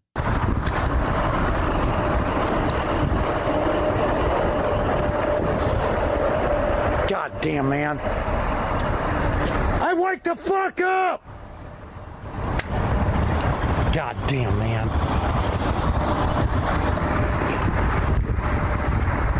We shouldn't have places like this in America. Anywhere in America, dude. It's just a huge ass homeless camp in front of the scrapyard. Ever.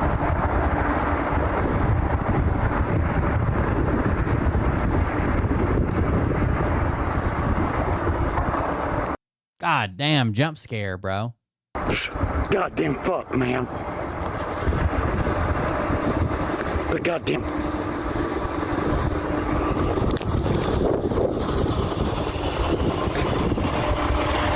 All right, I gotta get off and call 911, I guess, apparently. I don't know, let the motherfucker burn. Burn, baby, burn. Wait, get the fuck up! Hey! Goddamn, man.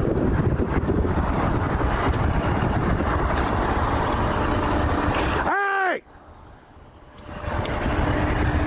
What the fuck? Are they in there?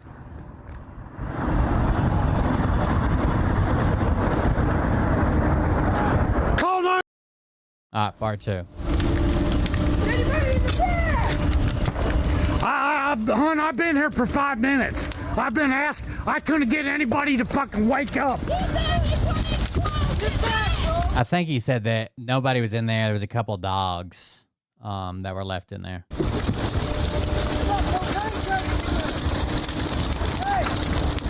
Just sad. I'm cool, man. Did you see this weird gas trailer? Oh, man. Look at this. Trailer with 1, 2, 3, 4, 5, 6, 7, at least 8 gas jugs. I don't give a fuck.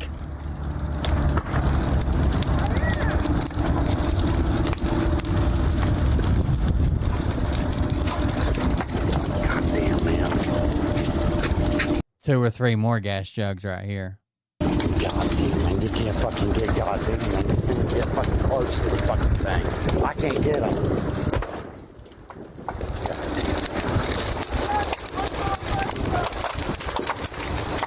I tried. I did try. Oh, goddamn, man.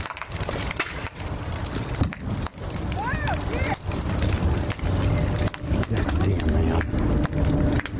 Where the fuck is the goddamn fucking police at, man? By goddamn, man. Look at this load he's taking to the scrapyard on his fucking Impala. Look at that shit. Goddamn, man. All the windows are duct taped up. I'm goddamn crazy. Okay. That fucking goddamn.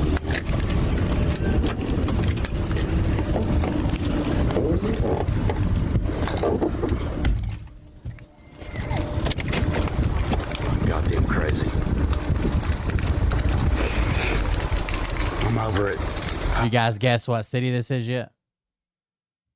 Gotta get the scrapyard. I'm fucking over it. I tried. Honest to God. Now look how he drives through this camp, the rest of this camp. Do not ever motherfucking come down here at goddamn night, man. Ever.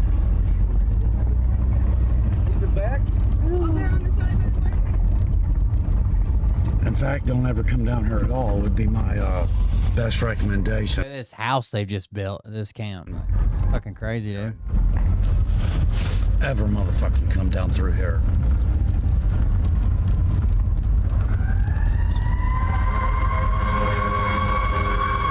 Somebody said, what in the fucking Portland is going on here in chat? No. They have one woman Indiana. Here. Somewhere near Indianapolis. I don't know the suburbs and like small towns, but call it greater Indianapolis. I come down here one day. I scrapped up a motherfucking goddamn van. Okay? Told the motherfucking bitches I'd give them some propane. Okay? For letting me use a goddamn generator. In which case, these bitches right here. Okay. We shouldn't have places like this in the U.S. Bitches fucking for a goddamn weeks over there by the fucking cut up their fucking van. Look at them looking at me fucking stupid. The fucking goddamn fucking crazy and fuck. We're cutting up their motherfucking van. Okay, cut the fucking doors off. The son of a bitch is a minivan. Bob slice that motherfucker up with the sawzall so fast you don't even fucking want to know. But goddamn fuck. Sad that they're even living in these conditions, but a camper will burn pretty fucking quick too. Here's he's showing off his load. You just don't even want to know what all's on this. You just don't even want to know. Okay, it's very heavy. All of that for $85. Scrap. Okay.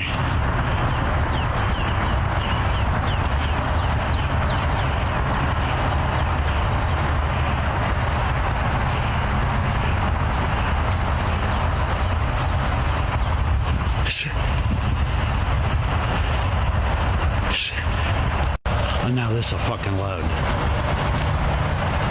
You just don't even want to know what all's on this. Big news. Big fan of the show. Mr. High Testosterone, Daryl Hinkle himself, on May the 9th, will be in Knoxville, Tennessee, duking it out in the Redneck Brawl. What's up, everybody? This is what I've been doing, riding a bicycle. I've been, This is his training regimen. So I'm gonna ride a bicycle. It's a 3 mile from the front to back, back and forth. 3 miles from to here to the end of holler. So that'd be 6 miles a day. If I can ride it, a couple times a day. And then I'm gonna do that I'm gonna start doing that today. And I need to get me a pair of tennis shoes. I ain't got no tennis shoes. All I got is work boots, and I can't do nothing in them dabbing work boots. So I'm gonna have to get me a pair of tennis shoes somewhere. So I'm getting everything together. I dropped the phone. Sorry about that, guys. I dropped the phone. I take everything dead serious. And, I've been out here burning garbage, feeding my dogs and feeding my hogs and stuff. I'm a dabber and country boy, brother. I take everything dead serious, brother. You call me out, son. Want to fight?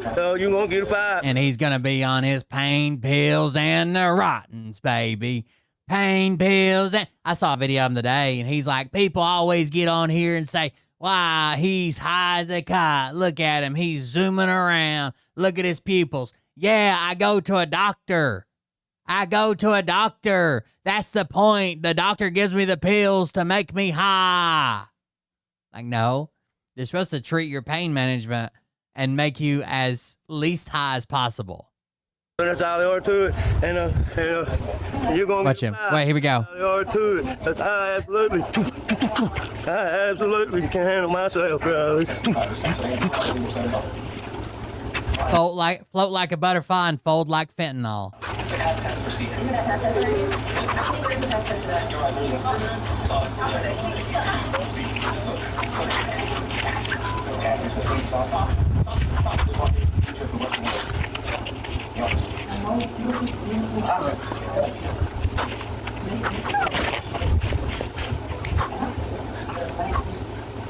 Best thing is shadow boxing. Shadow boxing is the best thing to do, and to make sure that you get your feet right. Because I have to, where I ain't fit in so long, I have to make sure my feet is right, and I'm in a good fighter. He's the only person shadow boxing. It looks like they're losing the fight. Where he can't knock me down, where I can, because you don't want to, when you step, you just want to step certain ways. So you stay in that stance, but you want your hands loose, straight there, tap on. All right. Take that body. Dick punch. Coming to get you, boy. Give him the dick twist. Coming to get you, boy. Come on, swing at me. Swing at me. Wire yourself out there. Come on, wire yourself out. Take it. Look. Take that liver from me. A little low for a liver, bro. Liver damage. Liver damage. Jab. Jab. Oh, jab. Straight jab, baby. Straight in there. That's probably the knockout right there. Sounds like an owl. Probably the knockout right there. Yeah. I take it. Testosterone, baby. Shadow boxing. I don't need no boxing bags and all that. I shadow box all day. Yeah, I get tired. That's good. I need to get my breathing up. I need to get tired. I ain't been doing nothing. I ain't had no work in the last month or so. So I ain't been doing nothing, doing much. I take care of these animals. So I need to get my breathing up. And this heat, the sun's gonna jerk it out of me. All right. Sweat real hard. I should have a hoodie on, so I can sweat this fast. I'd like to have somebody's son jerk it out of me. Quick, in a week's time. Yeah, I know who he's fighting. I got it in a second. I'll be moving fast. I'll be up on this bicycle about 2 weeks' time. I'll be shadow boxing every day, get my feet right. Make sure my feet's right. And then, We run your cord electrics out. Is it out? I run it to the bathroom. That is dangerous, bro. I'm gonna have to figure something out. Their electric's out. They gotta run an extension cord to the shitter. Hey, I already got it hooked up here. Hey, see when they wipe their ass. Unplug that and throw it over this way, and then get this in you. Run it to the bathroom. Our electric is going in and out, on one side, it's plumb out. One side. Yeah, it's plumb. No, I got the piece to fix it, but I need, what's his name, Drew? Is that Inspector West? It's electric inspector West. The last thing you want on your property where you're living in a shed, your big fat wife is living in half a house, and you got 14 people living in there and no fucking bathroom floor and shit is a goddamn inspector. They'll shut that whole fucking place down. From the electric inspector from Clay County, I need you here. But quick in a hurry, it's dangerous. Our electric keeps kicking on and off on one side, and it's getting very dangerous. All right, so West, the electric inspector from Clay County, Kentucky, will you please come by here? I need you to I've already had the electric company here, and they've already fixed what they can fix, but I have the pieces to fix it. I can fix it myself. If you let me fix it, I'll have the electric company come out and cut the electric and fix it right then, and then as long as you say it's okay, okay for me to do it. So I need you, bub. What? We're gonna watch some more of his training here. Gotta stay with it. Walking the dogs, that's training. No chicken. No chickens. No. Come on, quick. Come on. Your next. I promise. I hate to see people that keep dogs like that. Like they're just in a tiny pen like 99% of the time, and If I do the ones in the house, I'm in the house. Come around this way. Be 8 of them. Be 8 of them all together. Big ones. 8 fucking dogs. Pits.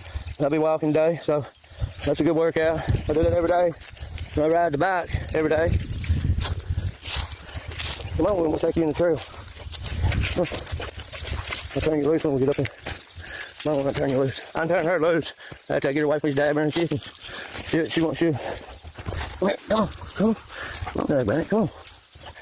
All right, so walking to the trail. Right here, that's where all the blackberries grow. And I pick all the blackberries every year. Here and all the... Dog just wants to scratch his back. My dog. I'd rather watch the dog than I would Daryl. I can't think right now. I went plumb stupid. That quick. Right there. You pick it and boil it and eat it. Man. Stupid.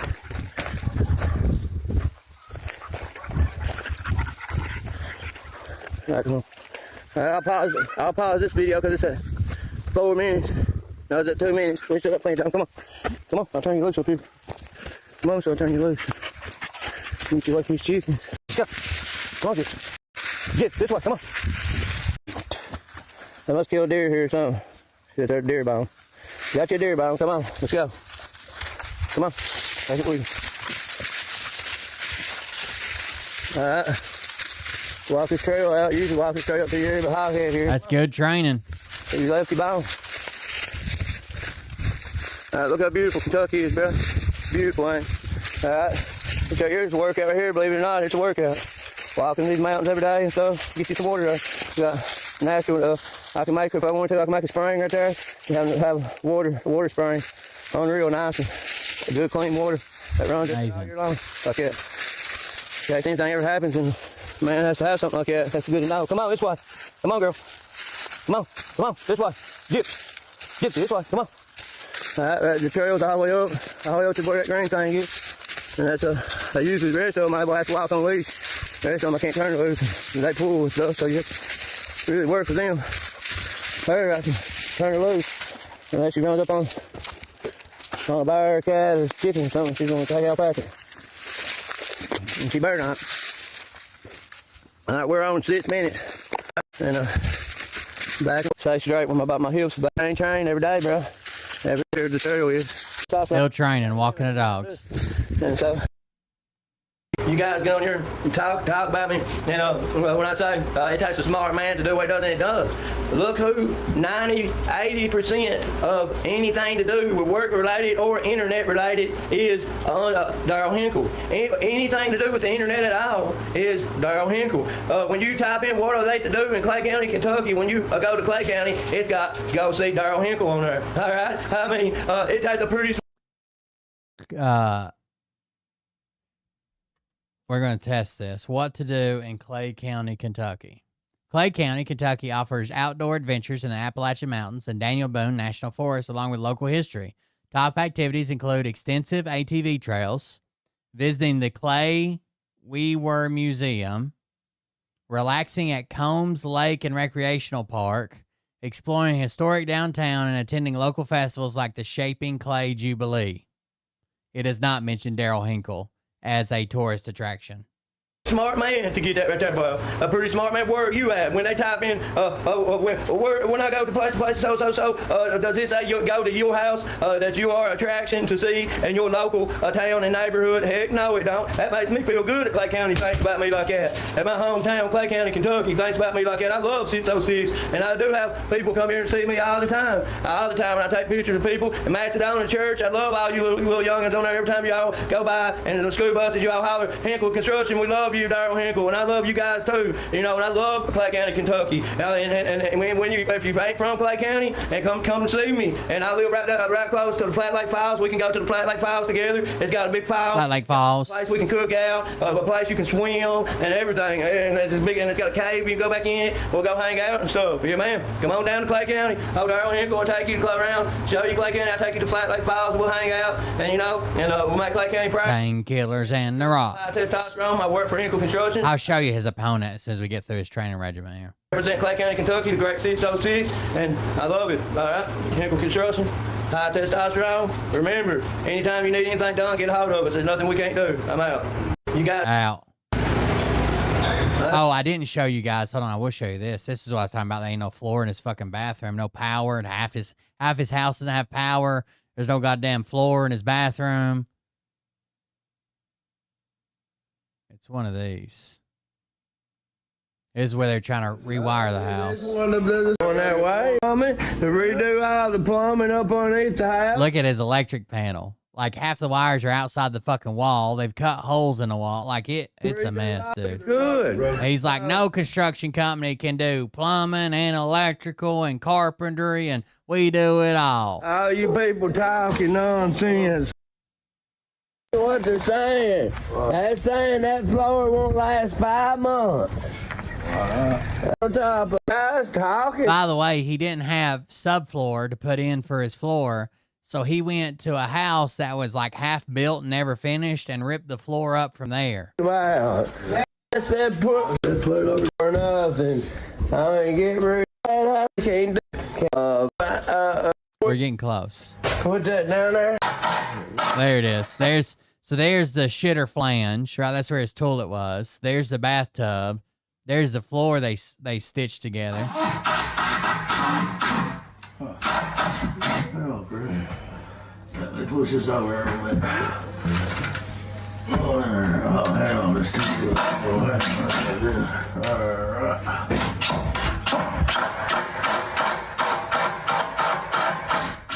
There's moisture coming in and rotted his fucking floor out. Somebody in. He's never the one working either, which is crazy. It's always somebody else working. This guy keep. I got some paint. Now I had to fill this up. Hoses is tight and stuff. Oh God. And all the truck. These sister joists. Oh God, dude. All the wood's in there right. Floor joists. They're reusing screws. Floor joists is in there right. We got. So there was some type of moisture either coming from one of his drains or something, but all this was fucking like mud underneath here, and his floor was rotten. It was falling through, so they dug all the wet shit slop up in buckets and dumped it out and put down gravel. It's not gonna fix the problem, but it pushes it down the road. On our way out to the front, and I went around to the side on the mud. There, here he is. Going out. So where I got it. Where. All this like mud and slop, wet. There's a broke pipe right the fuck there. Look at that. Who knows if they fixed that or not? Look at all this wet out here. Down, on our way down, and I got to find out where it's coming in. It's coming in here.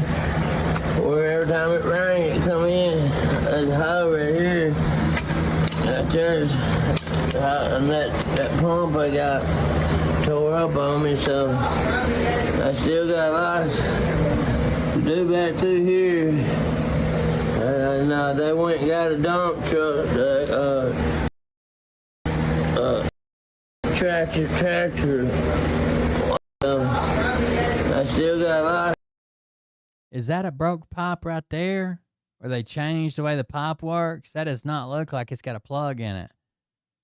It's got a reducer. Do back through here. No, so. Look how it's like slop instead of, I don't know. Taking, spread the tractor load of dirt and it's back it down real good. I don't think, he thinks the water's coming through a hole in the foundation, dude. I think the water's coming from the sink or the toilet or something. Get all the bad stuff out. And then you go put them boots on, I tell you, and come get all this stuff out of here. Well, all right, go. So they cut all the joists off here, and then they sistered them other joists in. Put them boots on and get all this stuff out of here. This stuff that's down here out.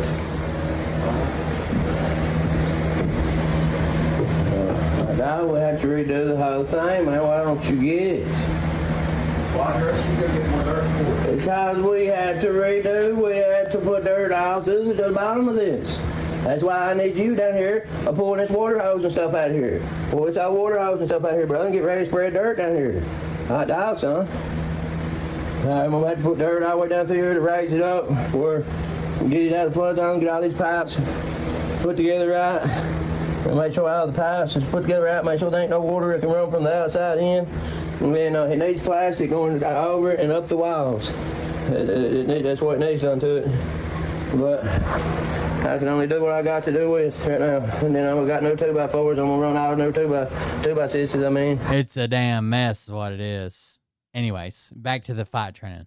Hey, what's up? I hope old boy's been taking it serious, because I've been taking it very serious. I take everything serious, especially the money that I'm gonna make. Woo! And after I win this and it just go up. I run a mile today. That's the first mile run time I get done. That's the 3 miles. I had a holler 3 mile back. That'd be 6 miles. So that was 2 miles. I run 2 miles today. So.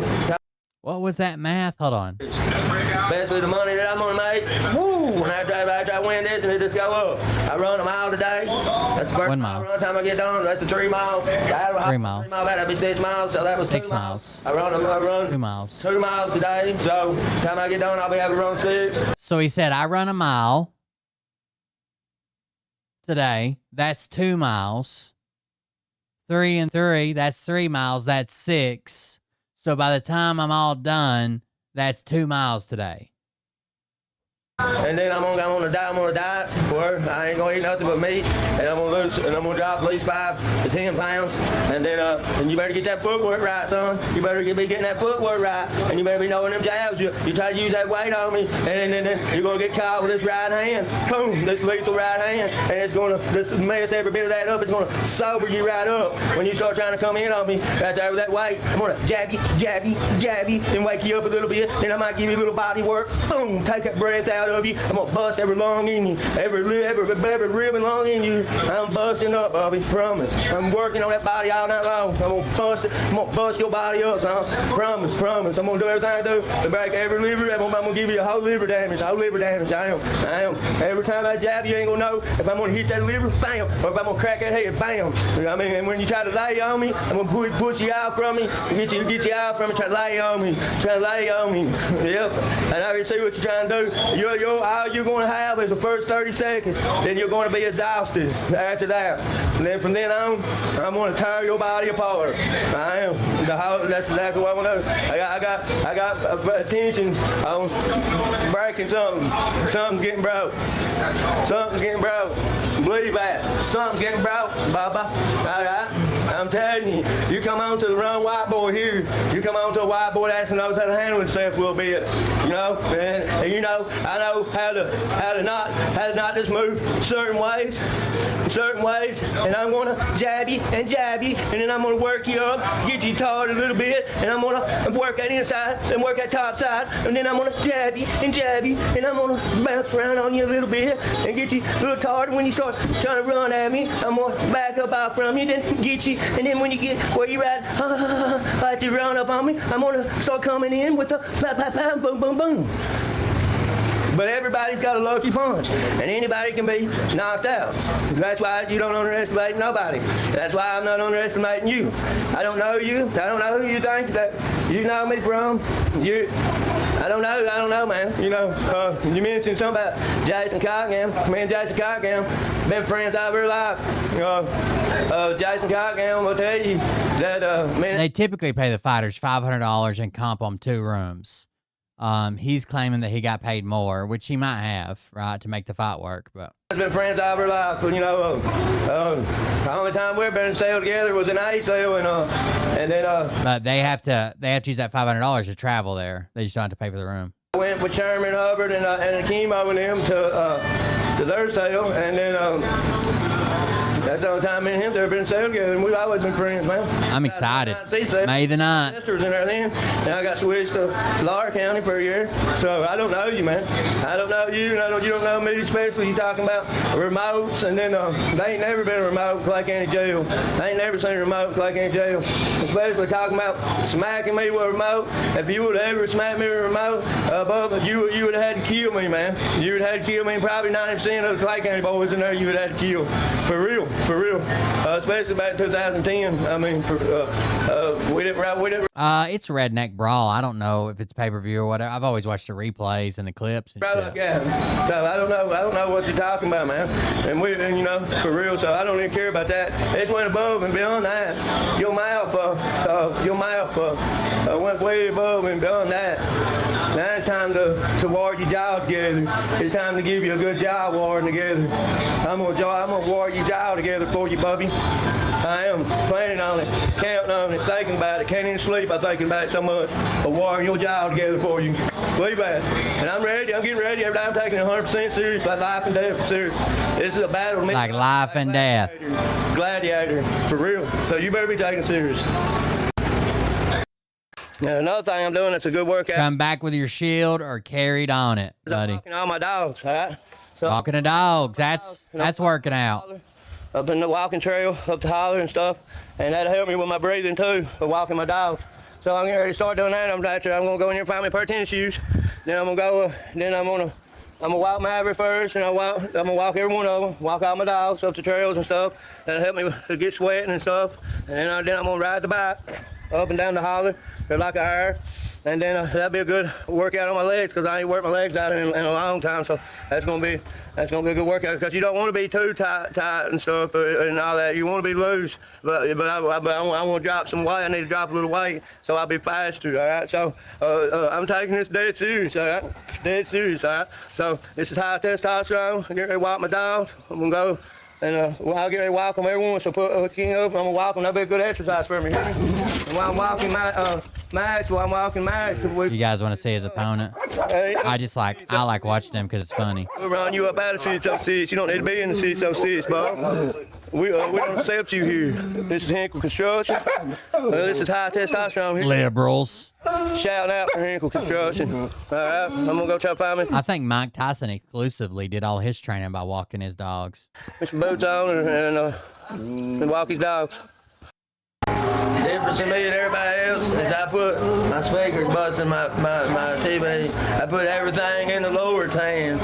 So I pray that the Lord. Oh, this is where he comes out and prays for a good fight. That the Lord sends an angel, sends the Holy Spirit down when this fight happens to guide my hands like he guided Samson when Samson picked up a jawbone and killed thousands of Philistines. I pray, Lord, that as Daniel was in the lion's den, Lord, and you sent the Holy Spirit down to keep him safe, Lord. I pray, Lord, that you keep us safe, Lord. Keep me safe, Lord, and guide my. That's his story, the Daryl in the meth den. Hands, and let me have power with my hands, Lord, and let me every lick that I hit, Lord, let it come from you, Lord. I say it all the time, like holler at me later. Or like holler is to yell. Holler is also like a valley and a mountain. But if you're saying like holler at me or you were hollering, it just means to shout. Or holler at me means to call me back. Or holler in like a valley. But I didn't hear him say it. The Holy Spirit and let me break bones in this feather, Lord. Lord, he's been stalking me. He's been talking nonsense. Like I live in a holler. About me. I don't get on here. I don't talk nonsense about nobody. I don't do nothing to nobody. I've sat here and lost everything I've owned here. I've sat here and lost my truck. I've sat here and I've done without, Lord, and I've got on here and cussed and acted a fool, Lord, and done the evil things that these people have done towards me, Lord. So I pray, Lord, that you let me take my anger out on them in this ring, Lord. Damn. Lord, let me all have a pair of gloves tomorrow, Lord. Let me learn how to use these gloves, Lord, and let me break this fella's jaw, Lord. I pray in the name of the Lord, to Jesus Christ, Lord. Lord, I know that you do not want no violence, Lord, so without violence being took out on the street, Lord, please, Lord, let me take it out in this ring, Lord, and let me show everybody, Lord, and Lord, that I don't play no. I've never said, well, I guess if I've said like Sleepy Hollow or if I've read it. But like even just talking to people here, when someone's like, oh, that's from Caney Holler. Like, I don't know. It's not part of our speech. Games for nobody, Lord, because I walk with the King, and my King is Jesus Christ. I fear no man am I scared of. Nothing am I scared of, and my hands have power. Except for the dentist. them, and I will show that these hands have power behind them. In the name of Jesus Christ, I pray for this prayer to be answered today, Lord. In the name of the Lord, I will be ready to rock and roll. May the knife. What a prayer. Today, and look how beautiful they made me. Manchester Beauty Salon. Went up our son, and up on the hill has made me. All right.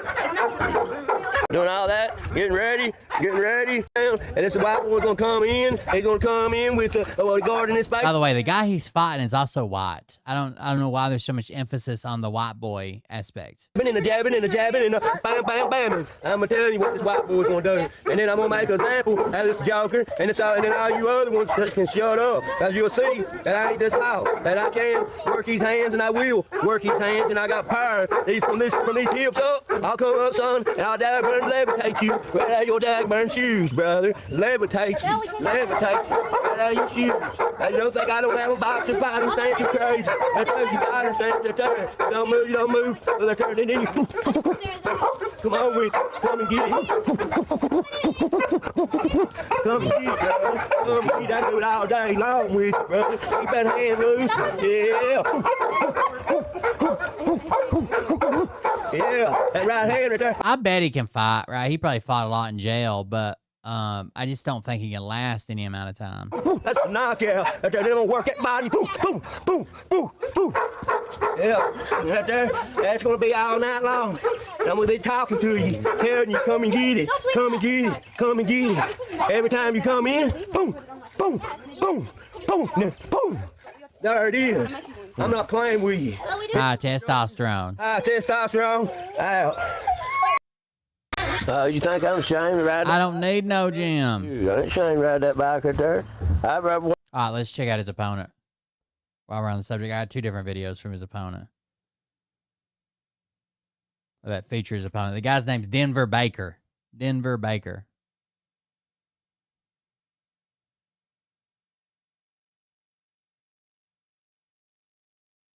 Darryl Hinkle. It sounds like you're scared in your voice. I'm going to break you.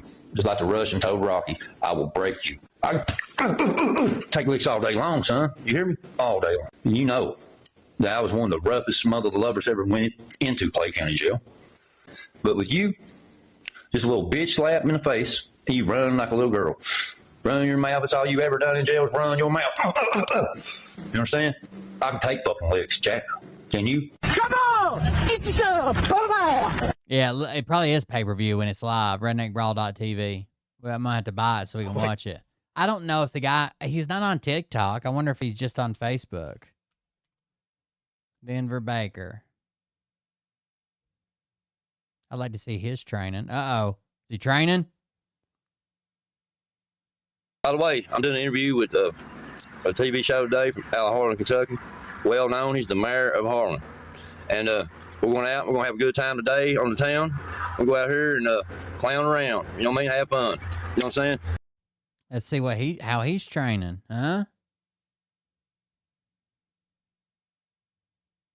I think somebody said he was actually training at a gym with somebody.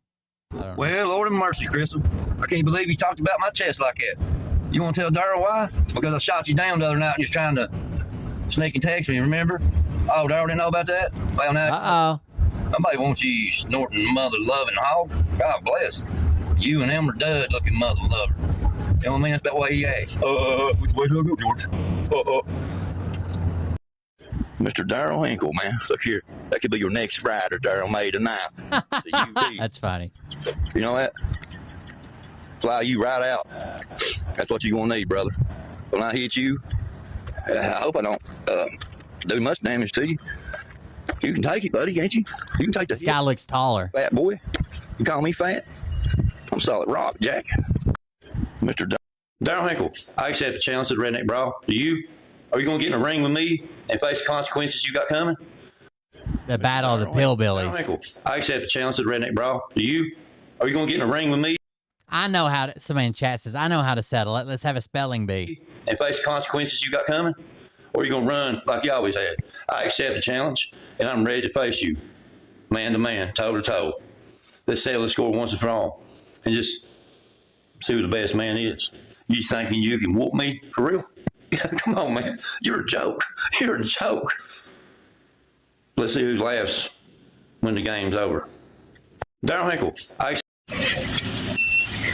Daryl Hinkle, man, I'll tell you all about it, man. He uses people. He's a no good piece of shit. We were in Russell Springs working. You can look it up. There's a motel called the Alligator Inn. We gave him a ride from the Alligator Inn to the job site. He never got there because he wanted to tell me about my cousin. So I put him out of the car, hold him out, punked him out in front of 3 or 4 people. But that's how I know Daryl Hinkle. He's a bitch, man. Daryl Hinkle. Well, reached our second destination, baby. Future Dollar General. I was hoping to see him training. It doesn't look like he's training. What an ugly chest you got. Fucking, who'd want to hire a gorilla like you? Ugly looking mother lover. You know what? Your dude from Alabama couldn't even say my name right. Devin Baker?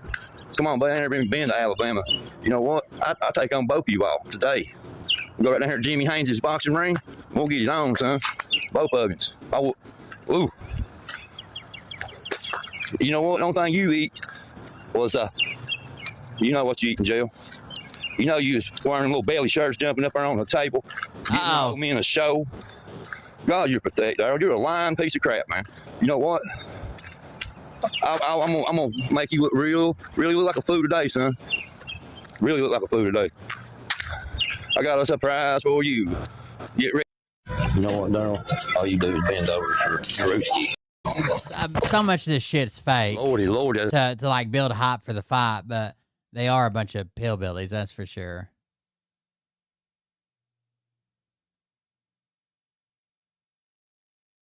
He doesn't have reels?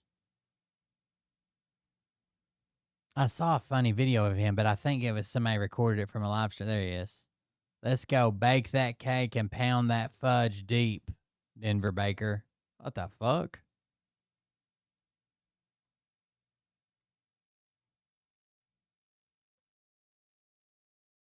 There's a funny video. I'll find it in just a second. Y'all watch this while I find it. Always want to put some money on this bike, so let's put some money on it. I got a few people want to put some money in on it. I'll put some money in on it. I'll put some money in on it. Today's the day. Put some money in on this bike. Let's put some money in on the side on this bike. Let's make it where we can make some money. Let's put. I can no longer consider myself I get MAGA. my trucks and stuff fixed.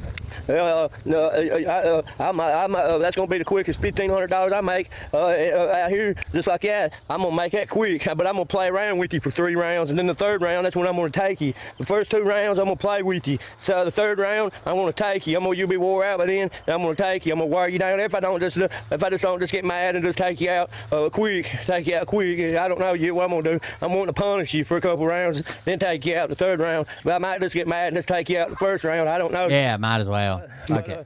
But my plans is the first 2 rounds I'm gonna play with you, box with you, play with you. Why are you down? I think they win an extra $500 if they win their round. 3rd round, I'm gonna come in. So basically, the normal deal is you get $500, 2 comped rooms. You're responsible for your travel and all that shit. They'll do the stuff to make it legal, like they'll pay for your blood work and your tests and weigh in and all that shit. Anyways, but if you win, I think if you win, you make 1,000. If you lose, you make 500, and you get 2 comped rooms. But you got to pay for gas and travel or plane or whatever. With all my power and energy, and I'm gonna tear you up. Bam, bam, bam. But he's claiming they paid him extra, and I haven't seen them dispute that. They might have paid him extra because he's got a lot of people that want to see him get his ass whipped. Bam. All right, so I'm out here every day. I walk back and forth every day.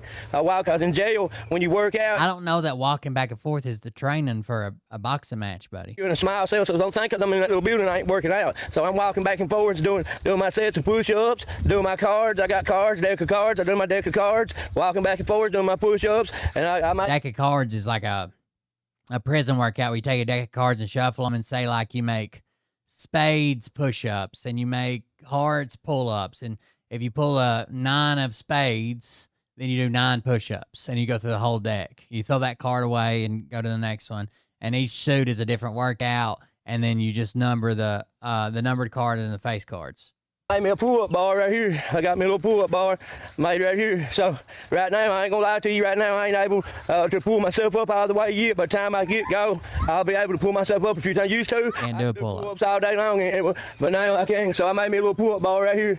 So that's my pull-up bar, and I'm gonna start pulling up. And what I do, I use a towel and work myself with a towel like that right there. And that's the same long as I'm working my top shoulders where my power is, and give me boom. And when I hit him with this power punch here, I'm gonna knock him back straight. What I'm gonna do, after this left hits him so much, bam, bam, bam, so much straight in, and then boom with his power right here. I'm gonna knock his dagburn brains out, break his dagburn jaw for him. Exactly what I'm doing to you, and that's exactly what's gonna happen to you. I'm playing with you, punk. You know, when you're talking like you dagburn. I'm out of shape. I can do one pull-up. We're getting to see hard, bro. You look like you're 90. Guaranteed. You better be doing something. You'll die. You'll die, baby. Yeah, that's good play. That's what you're supposed to do. That's how we played when we were kids. We played in mud and stuff, and made mud pies and stuff. I still do that. Yeah, I love making mud pies. It's so fun making mud pies. Get your hands dirty. Yeah, I made that slide for you, didn't I? I made that slide now about for you. Yeah, I told her already. Yeah. That was fucking ladder with a tarp on it. I made that slide for you. Yeah. It's fun to slide down it, too. I'm getting another bucket for you. So, get ready, Bubby, because I'm serious with it. I'm supposed to have a pair of shoes, the boxing shoes coming that Crystal said somebody ordered for me, and I really appreciate whoever ordered it for me, because I really do need a set of boxing shoes that goes up around my ankles. I'm going to have to tape my ankles up and tape my wrist up real good where I got, I don't want my wrist to... Pain pills and the rottens, baby. Let me show you a good jailhouse workout. Right? You tie you a towel or something, around something, and you take and use that, pull your weight up. That's like when you ain't got right now. Like I ain't got the strength to, to do a full pull up. I ain't gonna lie, but as this right here, make it where it hits us as good as a pull up. See after what? Take, lay back, and forward your body, different direction.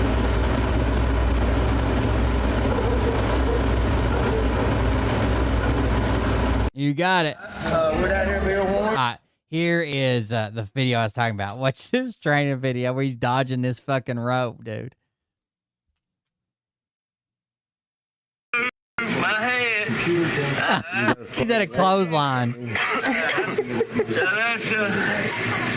He looks like a chicken. You ain't even looking at. You got to keep your eyes forward and your legs square. Cause that's about the side. Don't hold it up. Don't make me bend down that much. I'm gonna have to be able to get down. Get down like that. Get down lower. Keep my boxing stance. He's supposed to do it on level ground too. Alright, so there He's on the heel, ain't he? Yeah. I got different techniques right here in my house. They do that right in the gym to keep your head going at all times. I'd love to be a fly on the wall. I bet he watched Rocky last I night. got it right here in my house. I got the weights for my wrist. I bet he did. Look at Drew. He's like, I'm so damn tired of this shit. I got my Drew said, don't they ever get tired of this. rock and roll.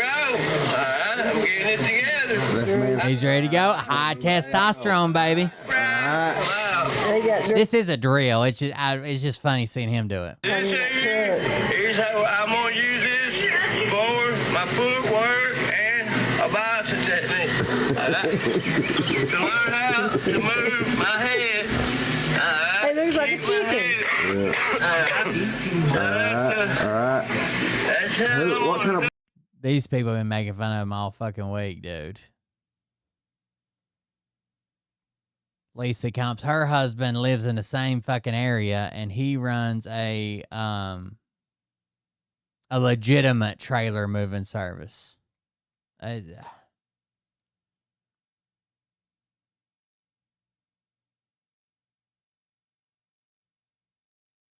I don't know. It'll be fun to watch. May the 9th. May the 9th in Knoxville, Tennessee. I looked at tickets, but where I'm trying to buy a house and shit right now, I don't want to spend any money. I'm fucking freaking out, dude. But I did look at tickets. Thought me and Mariah would go sit ringside and get the old fucking Hinkle Stinkle. You know what I'm saying? All right, guys, I'm out. I think it's fun to watch these fucking... I'm I'm from these people, but I like to make fun of them too. So thank you guys for joining us. Thank you for being here. I appreciate it. Thanks for hanging out with me. Support the show. They just dropped the link. I'm broke, trying to buy a house. Got to show that I make money. So if you can support the show, that'd be greatly appreciated. If just for the next 15 days, you could just throw money at me, that'd be awesome. Thank you guys for joining us. Thank you for being here. Thanks for hanging out with me. Listen to me bitch a little bit and make fun of people. We'll see you about the next one. Have a good night. I don't know if I'll stream tomorrow. I got a bunch of work to do on my sister's car tomorrow. It's to the point where her brakes are pretty dangerous. I got to change them for her. But depending on when I get done, I might come in and stream, or I might take the night off, because the next morning, Monday morning, I have to be at the house that we're trying to buy first thing in the morning for to pay $500 to a goddamn home inspector. So thank you all for joining us. Thank you for being here. I appreciate it. Thanks for hanging out with me, and we'll see you about the next one. Have a good night. Love you. See you. Bye. But I can tell you this about, if this douchebag happens to see this particular show, you don't have the forking balls to call out the people on this planet by name and tell them exactly who they are and tell them the rest of the world who they are. You don't have the forking balls. You don't have the balls. Okay, Scott. Here we go, I think I started some shit. Listen off, it's about to get lit. Get the place in the best, you know that stage is set. You better buckle up, cause you ain't seen none yet. Here we go, I think I started some shit. Piss them off, it's about to get lit. Get the place in the best, you know that stage is set. You better buckle up, cause you ain't seen none yet. And they say that I'm a lunatic. Well, listen, bitch, I came equipped with a quick wit and a sixth sense for the stupid shit. Where my true believers? Y'all need Jesus. Praise the Lord, head to the extreme. All these false fucking prophets who profit off of gossip, worshiping drums, cocking, begging for a throat deposit, swinging fucking. I've honestly thought about he's strapped to the shaft, eating his chest like he's starving for attention. Taking the course and the test. I know I could pass the test, but the course is a requirement. So many hours. I think it's like an 80-hour study thing to become a home inspector.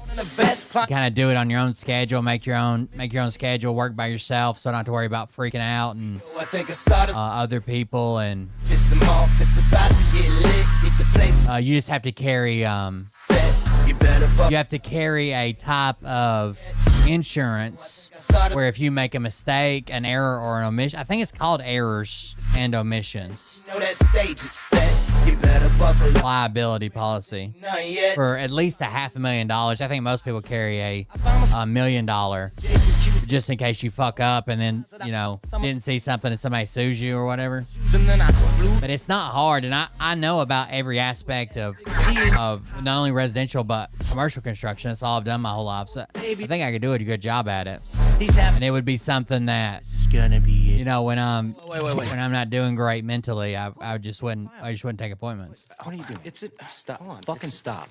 Dude, come on. Seriously. I don't know. My mom's an alcoholic. Oh, give me a... Oh, my God. Damn it. Here we go, I think I started some shit. Piss them off, it's about to get lit. Get the place in the best, you know that stage is set. You better buckle up, cause you ain't seen none yet. Here we go, I think I started some shit. Piss them off, it's about to get lit. Get the place in the best, you know that stage is set. You better buckle up, cause you ain't seen none yet. Round 3. Down goes Nino. Please say it isn't so. Got him backed up on the ropes, trying to ram it down his throat. Now things are getting rocking. He was doing so well. It's all over. Hands on his shoulders. They ringing his bell. You got Frog News Network doing no damn research. They rework and copy on Cox that came first. 9th inning, second string, and they acting like they know hitters. Assholes throwing bullshit, sending runs to the shitter. All this nonsense on my conscience. It's hard to sleep at night. Who the fuck is in my window with this time of the night? These parasites, these leeches, with all their secret meetings, teaching all you fucking cretins about baby-eating heathens. Believing in reason with no meaning is bullshit. Will Bird motherfuckers out here busting the grifts. Here we go, I think I started some shit. Piss them off, it's about to get lit. Get the place in the best, you know that stage is set. Yeah, the big thing is getting with real estate agents would be where you get most of your appointments from. But, like, I don't need to stay, like, fucking packed, like, 40 hours a week. I'm just talking about buckle up. Just having something to do when I want to do it and making a little bit extra money. You're a pussy. I don't need to, that's why I've got my disability through the VA. I don't need to work 40 fucking hours a week and always have the schedule fucking packed and scared to death about missing an appointment. I just need to work at my own pace kind of deal. All right. Have a good night, guys. We'll see you.